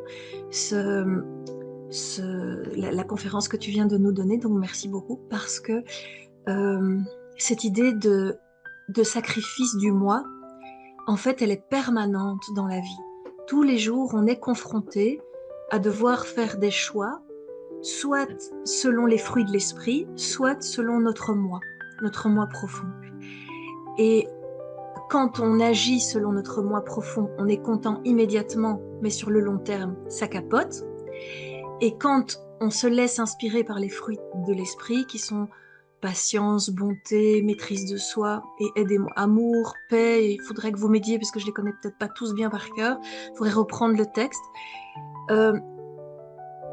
Quand on incarne toutes ces intentions-là, on se rapproche de ce que le Christ n'a jamais cessé d'être et de faire, qui l'a conduit à aller jusqu'au bout de sa mission. Mais c'est vrai que ça a un goût, et j'entends beaucoup de gens autour de moi, et notamment des adventistes, qui disent quelque part, ça a conduit les uns et les autres à commencer à se juger les uns les autres, à se regarder, à ne plus regarder en soi et ne s'occuper que de ses affaires à soi, mais à regarder autrui pour voir si il fait correctement selon ce qui est prescrit. Et ça éloigne les gens de Dieu et du Christ, et ça les empêche de vivre la joie des évangiles dont tu parlais au début de ta thématique. C'est cette espèce d'épée de Damoclès et de jugement permanent du groupe. Alors, je ne sais pas si vous me connaissez un peu, moi je suis une exploratrice du christianisme, je suis allée voir aussi dans d'autres groupements chrétiens. Ils m'ont apporté des choses vraiment extraordinaires, c'est des gens remarquables, mais c'est vrai qu'il y a des fois, je me pose aussi des questions sur l'esprit qui n'est pas en dedans, qui est tout le temps à l'affût des erreurs des autres, mais qui ne se regarde même plus soi, ou qui regarde, enfin je veux dire, ils sont dans le faire, mais ils sont pas en Christ. Pas toujours. Mais c'est général, c'est pas lié au groupe ni à l'enseignement. C'est pas la faute des adventistes, c'est pas la faute des catholiques, c'est pas la faute des protestants, des témoins de Jéhovah. C'est pas leur faute, c'est pas la faute de l'enseignement. L'enseignement est sincèrement à la recherche de la vérité. Mais est-ce que cette vérité n'est pas personnelle, Christophe? Est-ce que c'est pas un chemin initiatique privé, cette histoire? Et alors, moi, je suis... Oui, pardon, je vais me taire. Non, vas-y, termine. Non, vas-y, il n'y a pas de souci, termine. En tout cas, moi, je suis heureuse d'être avec vous, parmi vous ce soir, sans me dire à moi-même, je suis adventiste, je suis juive, je suis protestante, je suis catholique. Non, je suis juste moi. J'adore Dieu. Je le vénère. Il est le guide de ma vie. Il y a des fois, j'ai cru le suivre et en fait, j'ai suivi le groupe qui me disait que c'était ça qu'il disait de faire. Et quand je me plonge dans la parole de Dieu, je me suis rendu compte que c'était pas du tout comme ça, que moi je le vivais, que moi je le sentais. Et donc du coup, c'est ce qui m'amène à être une exploratrice et à revenir dans le mouvement adventiste, peut-être juste pour t'écouter toi, parce que ce que tu dis me parle comme quand je lis la Bible, tu vois? C'est quelque chose de personnel. Je ne vais pas me convertir à l'adventisme parce qu'il y a des trucs avec lesquels je ne suis plus en accord. Mais ce que tu dis, c'est vrai. Je le ressens dans mon cœur. D'accord. Alors, laisse-moi juste... Jean 14, 6. Alors, il y a quelque chose qui est très clair. C'est intéressant ce que tu dis. Mais je dois... Quand tu dis, est-ce que la vérité n'est pas une quête personnelle? Est-ce que je peux résumer ça comme ça? Un chemin personnel, c'est ça? Ok. La vérité est incarnée, comme tu le sais, par le Christ. Jean 14, je suis le chemin. Donc, il n'y en a pas 36. La vérité, il n'y en a pas 36. La vie, il n'y en a pas 36. Donc, c'est vraiment très péremptoire. Je suis le chemin, la vérité, la vie. Il y a des gens, pour parvenir à cette vérité qui est le Christ, vont mettre un certain temps. Mais c'est dangereux, je crois, de dire qu'en fin de compte, alors si tu veux, c'est le cheminement et la quête qui est personnel. Mais il y a un moment donné, il faudra arriver à bon port, c'est-à-dire le Christ. Mais nous ne sommes pas la vérité. Sinon, il y aurait je ne sais pas combien de vérités connectées ce soir. Il y a un subterfuge maléfique qui a infusé dans les veines des gens pour se dire, moi, comment te dire ça ce soir? J'ai ma vérité, voilà. Chacun a sa vérité, voilà. J'ai ma vérité, vous avez la vôtre, et tous ensemble, on va vivre comme ça. Ça, c'est vraiment, c'est un subterfuge très maléfique parce qu'encore une fois, il n'y a qu'une seule vérité, il n'y en a pas 36. À une certaine époque, dans les années 80, il y avait des séries sur M6, X-Files. Vous vous rappelez de ça? Ça a cartonné, X-Files, c'est ma génération à peu près. Ça a cartonné. C'était quoi, X-Files? Deux flics, un homme, une femme. Bon, au départ, la vérité venait d'ailleurs, puisqu'ils étaient chargés des soucoupes volantes et des martiens. Si ma mémoire est bonne, la vérité n'est pas sur Terre, la vérité est ailleurs. Elle vient d'ailleurs. Et ils étaient là pour résoudre les choses. Ensuite, la série, c'est un véritable storytelling, la série a évolué. C'était quoi? La vérité n'est plus ailleurs, la vérité est en moi. Voilà. Alors, comme la vérité est en moi, la vérité est en toi, la vérité est en eux, la vérité est en nous. Dis donc, ça fait une somme de vérité. Ça, c'est pas du tout biblique.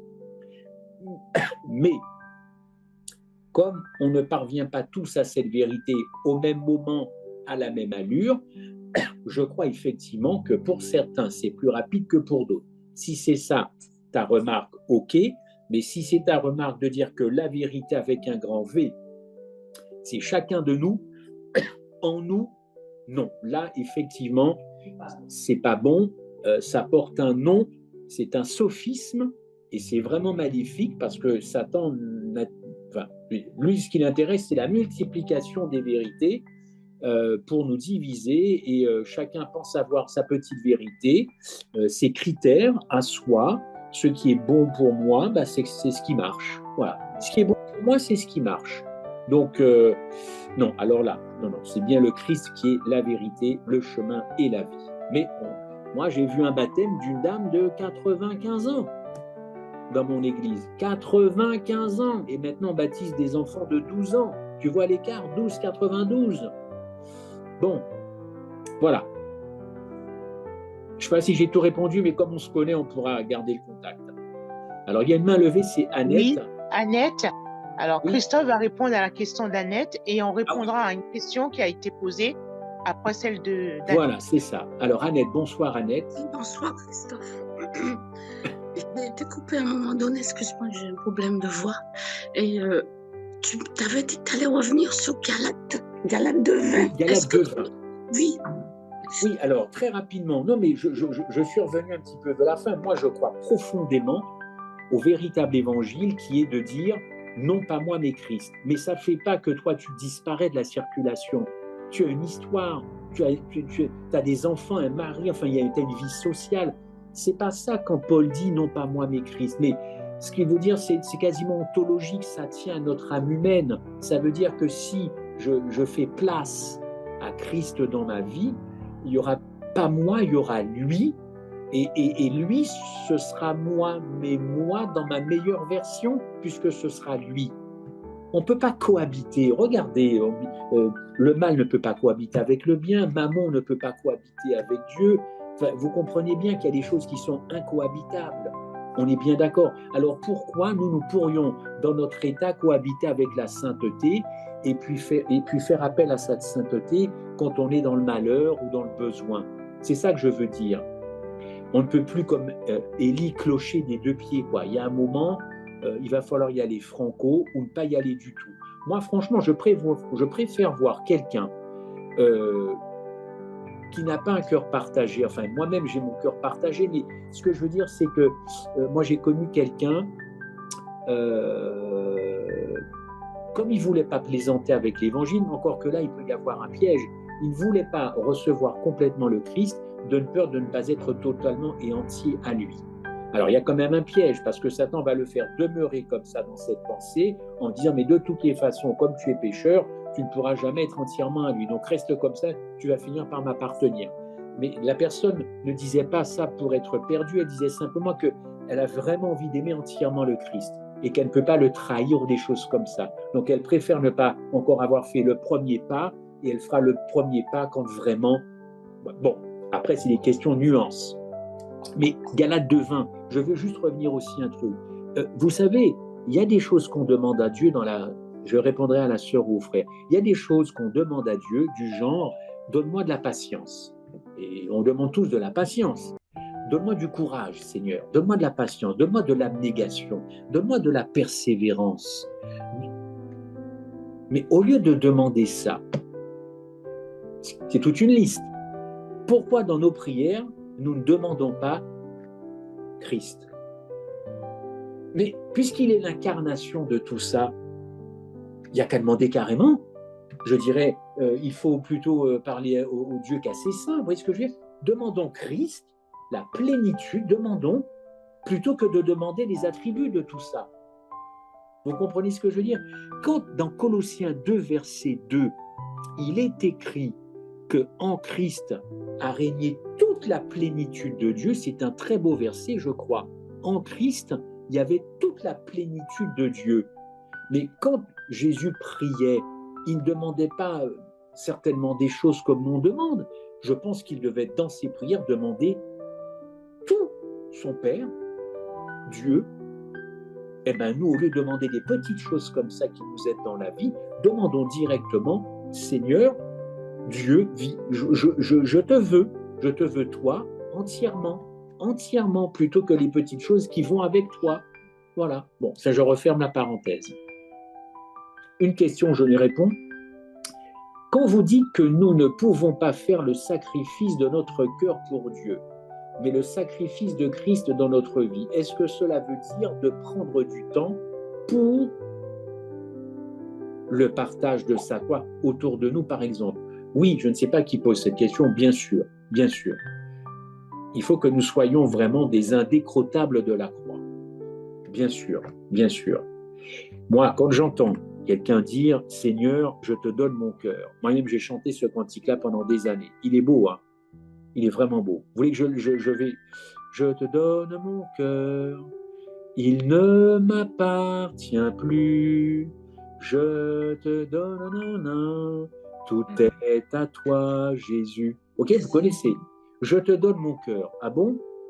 Ben moi, je préférerais lui dire, prends mon cœur. Viens, prends mon cœur, parce que moi, je suis pas capable de donner mon cœur, moi. Je vais le donner dimanche, je vais le donner lundi, mais mardi, je ne vais pas lui donner, je vais vouloir le garder pour moi. Je ne sais pas, je ne tire pas le trait, je ne veux pas être embêtant avec vous, mais je préfère dire, Seigneur, viens prendre mon cœur, plutôt que je te donne, je te donne mon cœur, je te donne mon temps, je te donne mon argent, je te paie ma dîme, Mais c'est extraordinaire qu'on soit tout le temps à dire, mais c'est d'abord moi, et je te fais ci, je te donne ça, Non, on n'est pas capable de tenir la distance. Hein. Enfin, moi, pas moi, hein. Vous peut-être, tant mieux pour vous, alléluia, mais si vous arrivez à donner votre cœur depuis que vous êtes né, depuis votre baptême jusqu'à ce soir, vous êtes vraiment fortiche. Donc, soyons honnêtes, tout simplement. Je pense que être reconnaissant de qui nous sommes vraiment, c'est déjà le préambule de tout.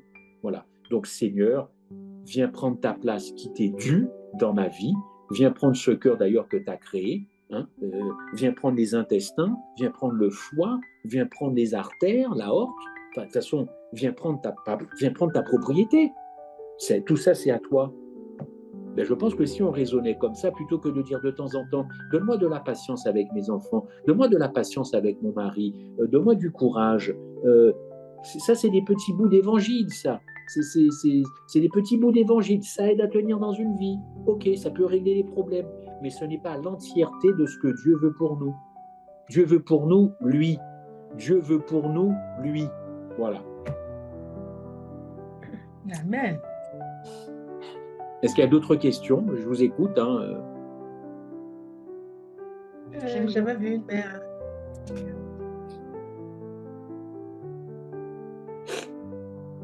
N'hésitez pas, profitez.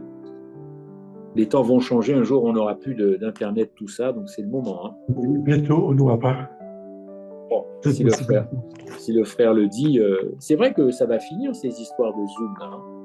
Teams et compagnie, bientôt... Bientôt, il faudra qu'on soit connectés. Alors, ce n'est pas du spiritisme, hein. Il faudra qu'on soit connectés tous ensemble ici uniquement par la prière. Parce que quand on n'aura plus la technologie pour nous aider, on n'aura plus que la connexion de la prière, quoi. Voilà. J'ai une intervention possible. Je voulais savoir, mon frère, est-ce que tu te rappelles le verset où Jésus dit qu'il ne faut pas mettre du vin nouveau dans des vieilles outres? Tu m'appelles Oui. pas où ça se trouve? Oui. Et alors? Je ne me rappelle pas où ça se trouve. Oui, parce que ce verset nous parle dans le contexte dans lequel que tu nous as emmenés dans la réflexion. Il fait mention effectivement de récipients capables de recevoir un contenant qui est tout à fait extraordinaire et approprié pour carrément un nouveau départ, une nouvelle vie. Oui, c'est Matthieu 9, ce que vous dites là. Voilà, ça a été mis David l'a mis, Matthieu 9, verset 17. On ne met pas non plus du vin nouveau dans de vieilles outres. Autrement, les outres se rompent, le vin se répand et les outres sont perdues. Mais on met le vin nouveau dans des outres neuves et le vin et les outres se conservent. Oui, le contenant, c'est très important. Oui, tout à fait. Tout à fait. Ben, ça s'inscrit un petit peu dans la thématique de ce soir. Si Dieu veut, et il veut installer sa vie dans la mienne, dans ma carcasse pourrie, alors certes, mon corps sera le même, je serai toujours un blanc avec des lunettes et des poils, enfin voilà, mais c'est le moteur qui va changer. Alors il va mettre un nouveau moteur pour accueillir sa vie à lui, bien sûr. Oui, tout à fait. Oui, c'est bien, c'est un bon verset qui illustre bien mon propos, en tout cas. Je voulais aussi ajouter ce verset qui permet peut-être de comprendre quand Jésus dit qu'il va partir et qu'il ne va pas les laisser seuls, mais qu'il va envoyer le Saint-Esprit. Quelque part, mais où je veux en venir, c'est quand il dit qu'il est autour de vous et il sera en vous. En vous, oui.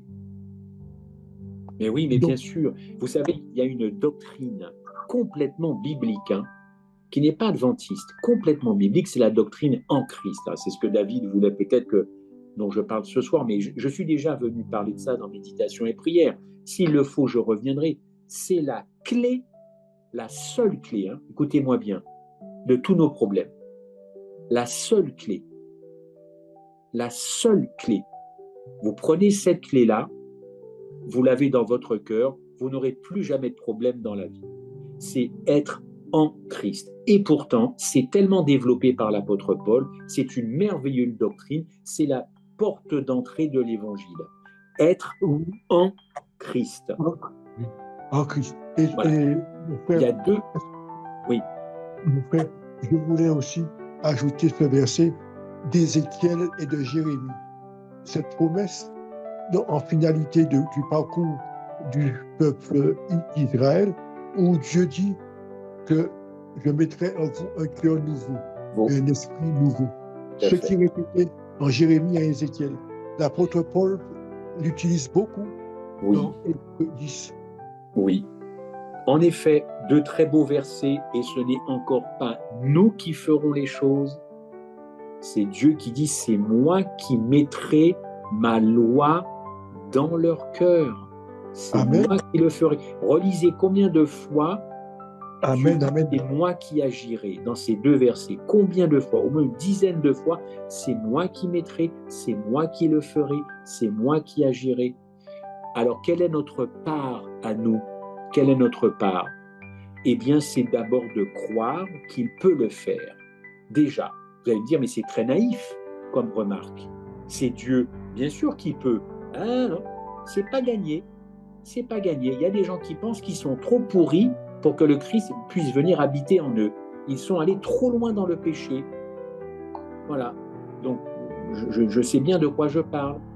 C'est vrai. Donc, oui, il y a des gens, ils se disent, je suis allé trop loin, j'ai fait trop de bêtises, mais vraiment très très loin. Là, l'évangile ne peut plus rien faire pour moi et j'ai même honte de revenir à Dieu dans ces cas-là. Bon, alors puis il y a ceux qui ne sont peut-être pas allés aussi loin, mais qui vous disent ouais, mais bon, tout ça, est-ce que c'est possible? Finalement, est-ce qu'on ne peut pas parler de l'essentiel, l'amour, se respecter? Enfin, oui, on essaie toujours de trouver un petit quelque chose. Toujours. Donc, être en Christ, c'est véritablement, encore une fois, la clé de l'Évangile. Et quand on a compris ça, qu'on n'est plus, enfin, on n'est plus en Adam, mais en Christ, là, on peut mieux comprendre la thématique de ce soir, comment demeurer en Christ.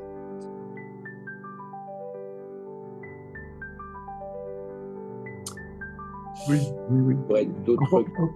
Mais on comprend mieux à partir de cela pourquoi que les chrétiens riaient pendant qu'ils étaient en train d'être sacrifiés avec les lions dans le théâtre. Oui. Oui, ben, entre autres. Hein. Et puis, pourquoi Pierre, il dort? On a vu ça il n'y a pas longtemps. Pierre est en prison, il dort. Alors, je sais pas, moi, est-ce qu'il était vraiment fatigué? D'ailleurs, l'ange a dû quand même le bousculer 2 fois pour le réveiller, donc il devait dormir puissamment. Mais peut-être qu'il dormait parce qu'il avait totalement remis sa vie en Christ. Il savait qu'il était en Christ et que de toutes les façons, prison ou pas prison.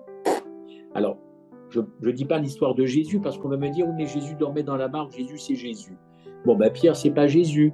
Mais Pierre était là, tranquille, il dormait, il était tranquille, sûr que de toutes les façons, probablement, dans son cœur, que Dieu réglerait cette affaire-là. Nous manquons de joie, nous manquons de sérénité. C'est vrai, on s'aime les uns les autres, on apprécie de se retrouver, on est content de se revoir le samedi, des choses comme ça. Là n'est pas la question, mais nous côtoyons trop de gens qui ne reflètent pas encore une fois la joie de l'Évangile. Et je sais que tout ça, ça vient de Satan qui nous pourrit la vie pour nous mettre tout un tas d'histoires, mais ça ne devrait pas entamer cette joie profonde. Alors vous allez me dire, oui, mais frère Michel, moi, je n'ai pas besoin qu'on voit ma joie, elle est intérieure. Il y a plein de choses qui peuvent être intérieures. Il y a plein de choses. J'espère que notre évangélisation n'est pas intérieure. J'espère aussi qu'elle est action, notre évangélisation. Mais si vous êtes dans une distribution de rue et que vous tendez une Bible en faisant la tronche, je ne suis pas sûr que le récipiendaire de la Bible se dise « mais c'est une bonne nouvelle que cette personne est en train de me donner ». Et à contrario, on n'est pas là pour faire semblant non plus. Quand ça ne va pas, ça ne va pas. Mais quand ça ne va pas, ça devrait quand même aller. C'est pas évident. Mais enfin voilà, je voulais juste vous sensibiliser à ça. On n'a pas d'autres questions. Je voudrais poser une question, en fait. Oui. Être joyeux et être en paix, Ouais. c'est quoi la différence? Parce que moi, je pense qu'on peut être dans la paix, pas forcément être joyeux. De Christ, pas forcément être joyeux. Comment vous voyez ça? Ah ben, comment je vois ça? Comment je vois ça? Est-ce que la joie n'est pas l'extériorisation de la paix? Est-ce que la joie n'est pas la conséquence de la paix? Alors certes, ce n'est pas une joie bruyante, ce n'est pas une joie débridée, c'est pas une joie... Tu vois ce que je veux dire, Marceline? Moi, je connais quelqu'un, dans mon église, elle est tout le temps souriante. 365 jours. Alors c'est contradictoire parce que je vous ai dit tout à l'heure qu'il y a parfois derrière des sourires, des blessures. Je pense que derrière chaque sourire, il peut y avoir une blessure. Mais cette personne, elle vous inspire la joie. Et il y a quelque chose qui se dégage. Il y a quelque chose qui se dégage.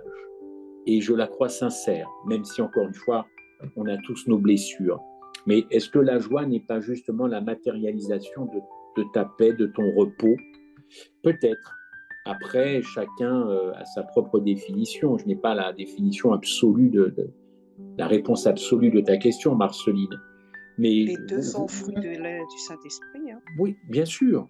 Puis, bien sûr, surtout. Mais vous croiseriez un chrétien qui est tout le temps triste, peut-être qu'à un moment donné, on se poserait quand même la question, mais y a-t-il de la joie dans cette personne? Un motif au moins, une fois.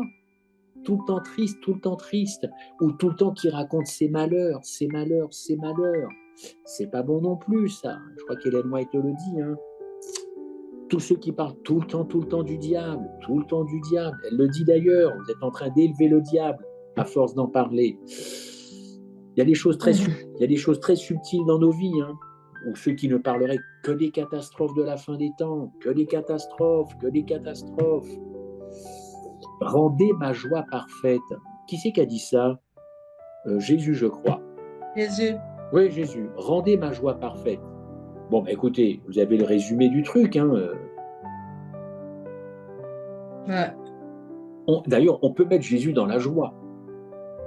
Et quand j'ai dit ça une fois à quelqu'un, mais non, mais tu es un pécheur, comment tu peux faire la joie de Christ? Mais si, rendez ma joie parfaite. Il a quand même dit ça à des hommes, il n'a pas dit ça à des anges. On peut faire le bonheur du Christ. Je fais une vidéo là-dessus. On peut faire le bonheur. J'ai eu droit à des messages en disant, mais qui tu es pour dire qu'on peut faire le bonheur?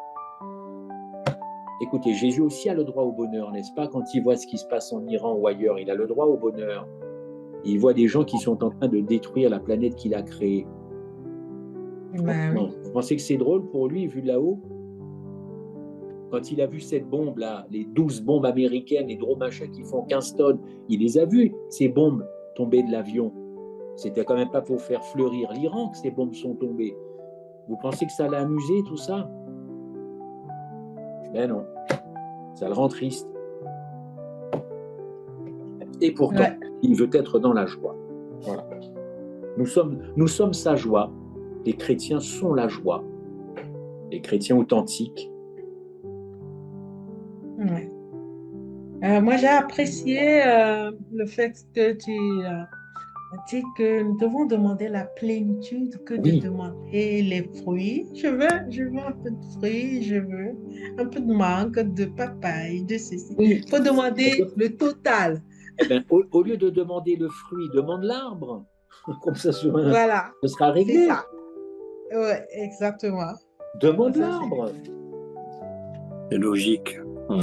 Bah, écoutez, je dis, j'essaie d'être logique. Hein. Moi, je dis pas, j'essaie de ne pas dire trop de bêtises, mais oui, on est tout le temps à demander des petites choses de l'Évangile.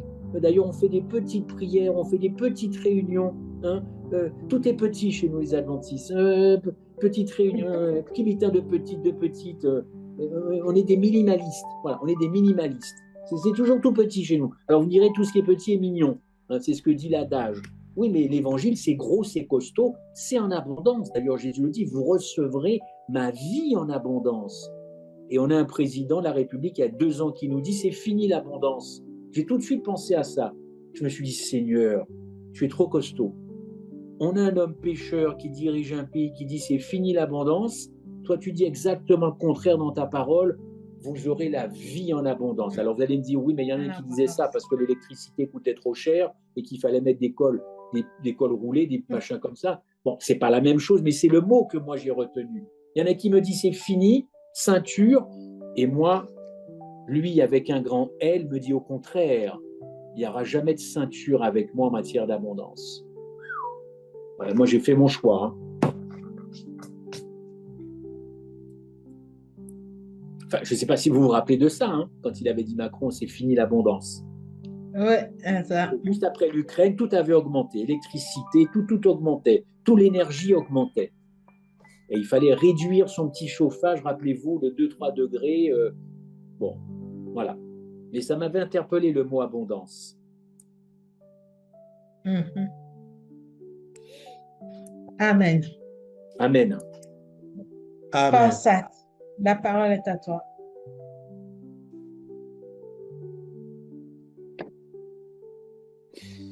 Alors, je crois qu'il n'y a pas d'autres questions. Je regarde dans le... Non, il n'y a pas d'autres questions. Mais de toute façon, quand on relit certains passages bibliques, notamment quand Dieu dit je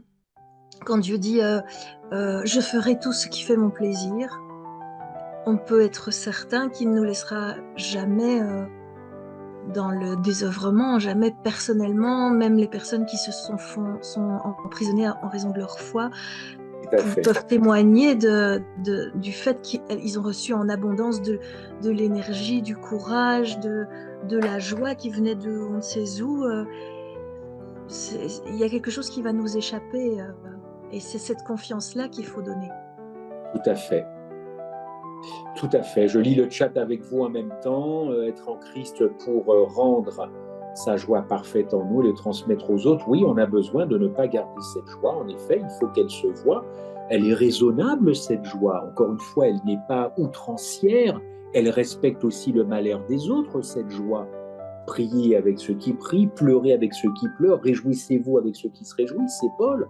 Il ne faut pas que notre joie soit, comment je pourrais dire ça, agressive, arrogante. Voilà. Merci Seigneur, merci de me donner les mots ce soir. Il ne faut pas que notre joie soit arrogante. L'arrogance, c'est le domaine du diable. Non, c'est une joie qui va s'adapter à son auditoire et à son entourage. Voilà. Mardi, je ne serai pas dans la joie. Pourquoi? Parce que, je vais vous le dire tout simplement, je serai triste mardi parce qu'il y a des obsèques à Bagnolet d'un frère qui est un ami. Voilà. Ouais, Voilà. Et je redoutais de ne pas être là parce que je ne suis pas à Paris.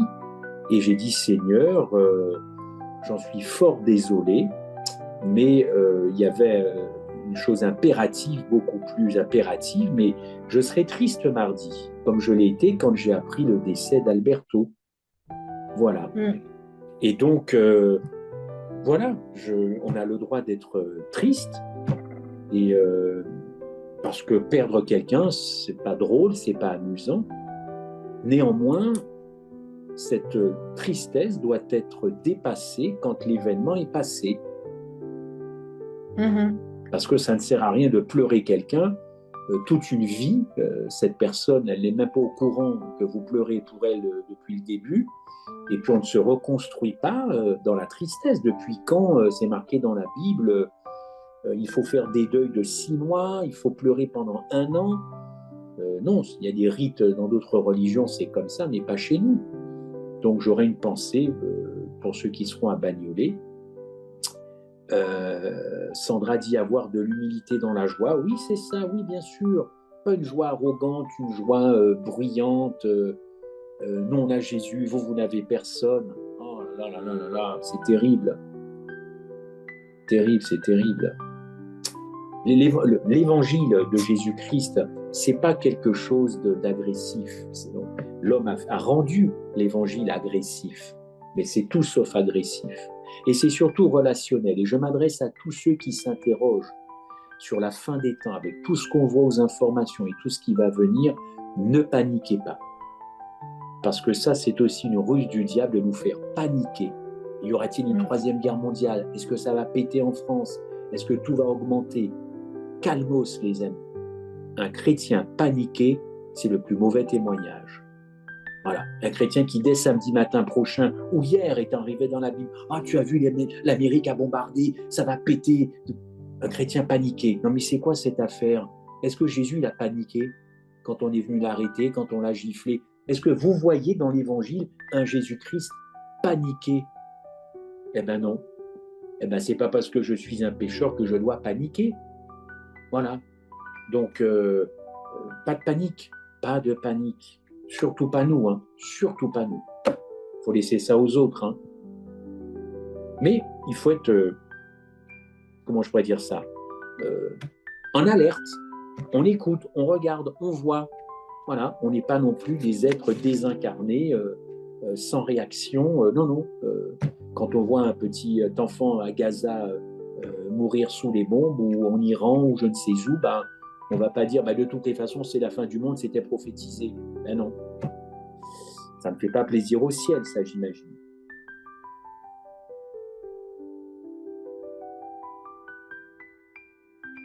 Père éternel, notre Dieu, notre Roi, Seigneur, mon âme bénit l'Éternel et n'oublie aucun de ses bienfaits.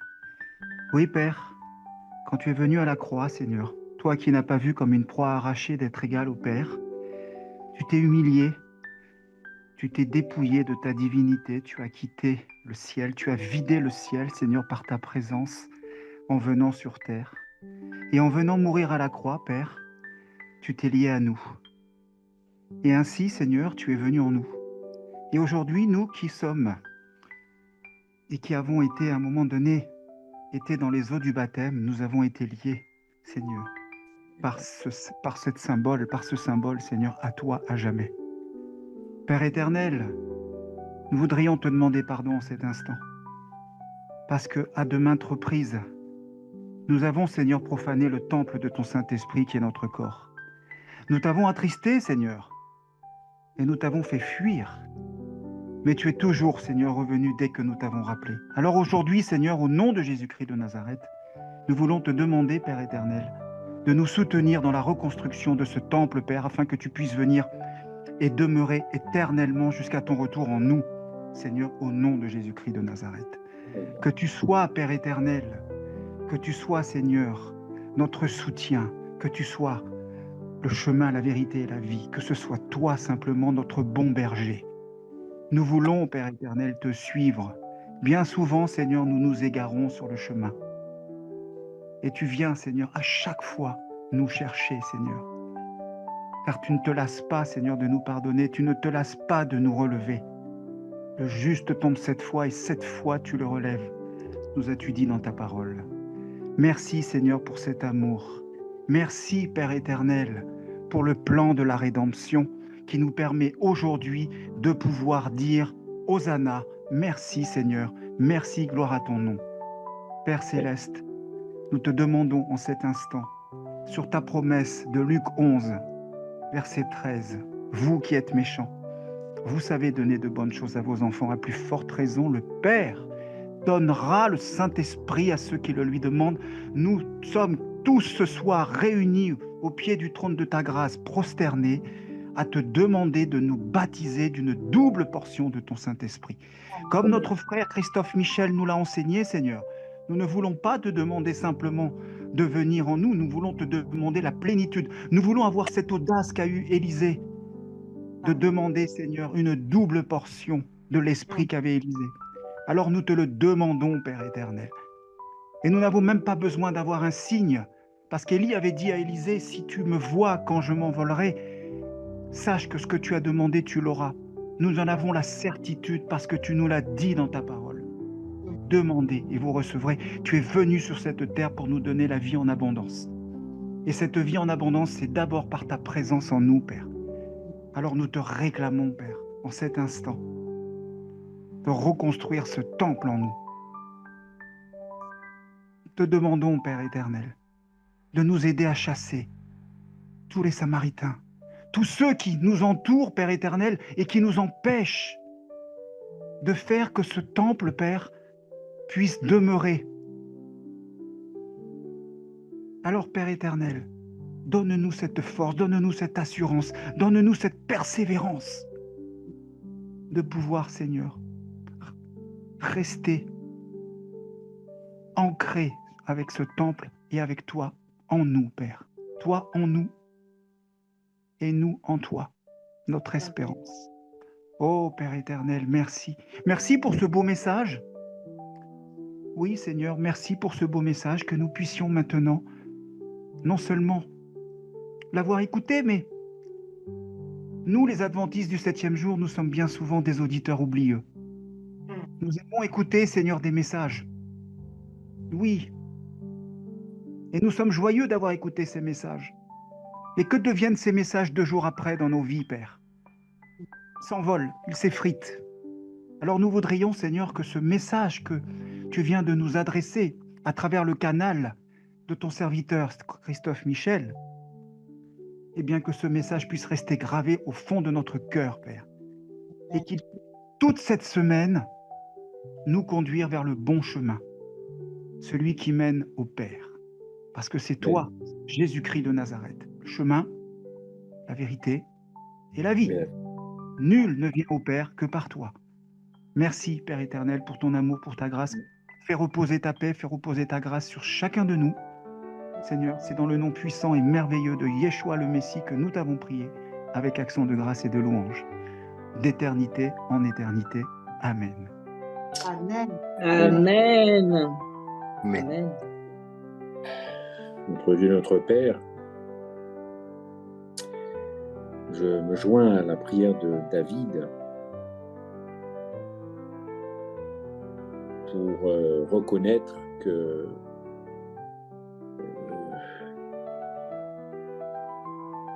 nous ne te faisons pas suffisamment de place, nous ne t'accordons pas la place qui t'est due. Oh, nous savons tout ce que tu as réalisé pour nous. Depuis tout petit, on nous enseigne sur ce que tu as fait sur cette terre. Bien sûr, bien sûr.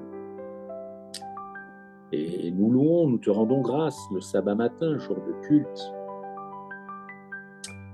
Mais au fond du cœur, de ce cœur, réside encore de la résistance,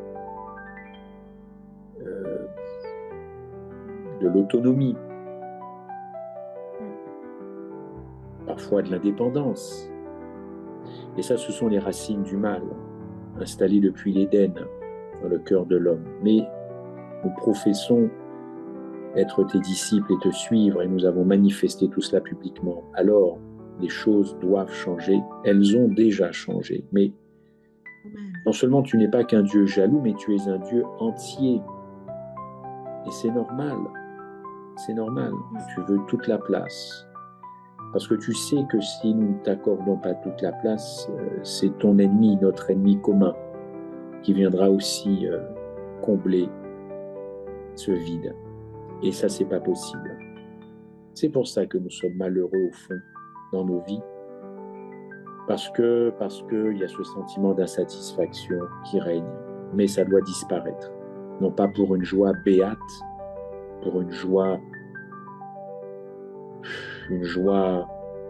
qui dépend des circonstances, mais une paix profonde, et nous trouvons cette paix aussi dans le sabbat. Alors Seigneur, merci encore une fois pour la possibilité d'avoir pu échanger avec mes frères et sœurs, mes amis, sur ce thème. Certes, c'est un thème plus relationnel que doctrinal.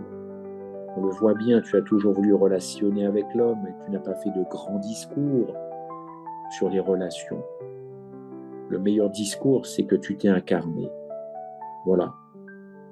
Et c'est plus qu'un discours. Donc prenons ce soir comme un encouragement à te demander, à te réclamer, plutôt qu'à vivre cette petite vie de chrétien, bon an, mal an. Mais c'est incomplet, c'est pas le fruit de la croix, cela.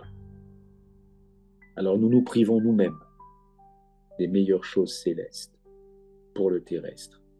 Garde-nous dans ta paix, permets que chacun puisse passer une bonne nuit, une bonne réflexion, car on dit qu'après Mozart, c'est toujours Mozart. Eh bien, après une méditation, ça devrait être encore une méditation. Merci de nous encourager, merci de nous armer pacifiquement avec le fruit de l'esprit et en premier l'agapé. Ça ne nous aura pas échappé. Garde-nous dans ta paix, Seigneur, au nom de Jésus-Christ. Amen.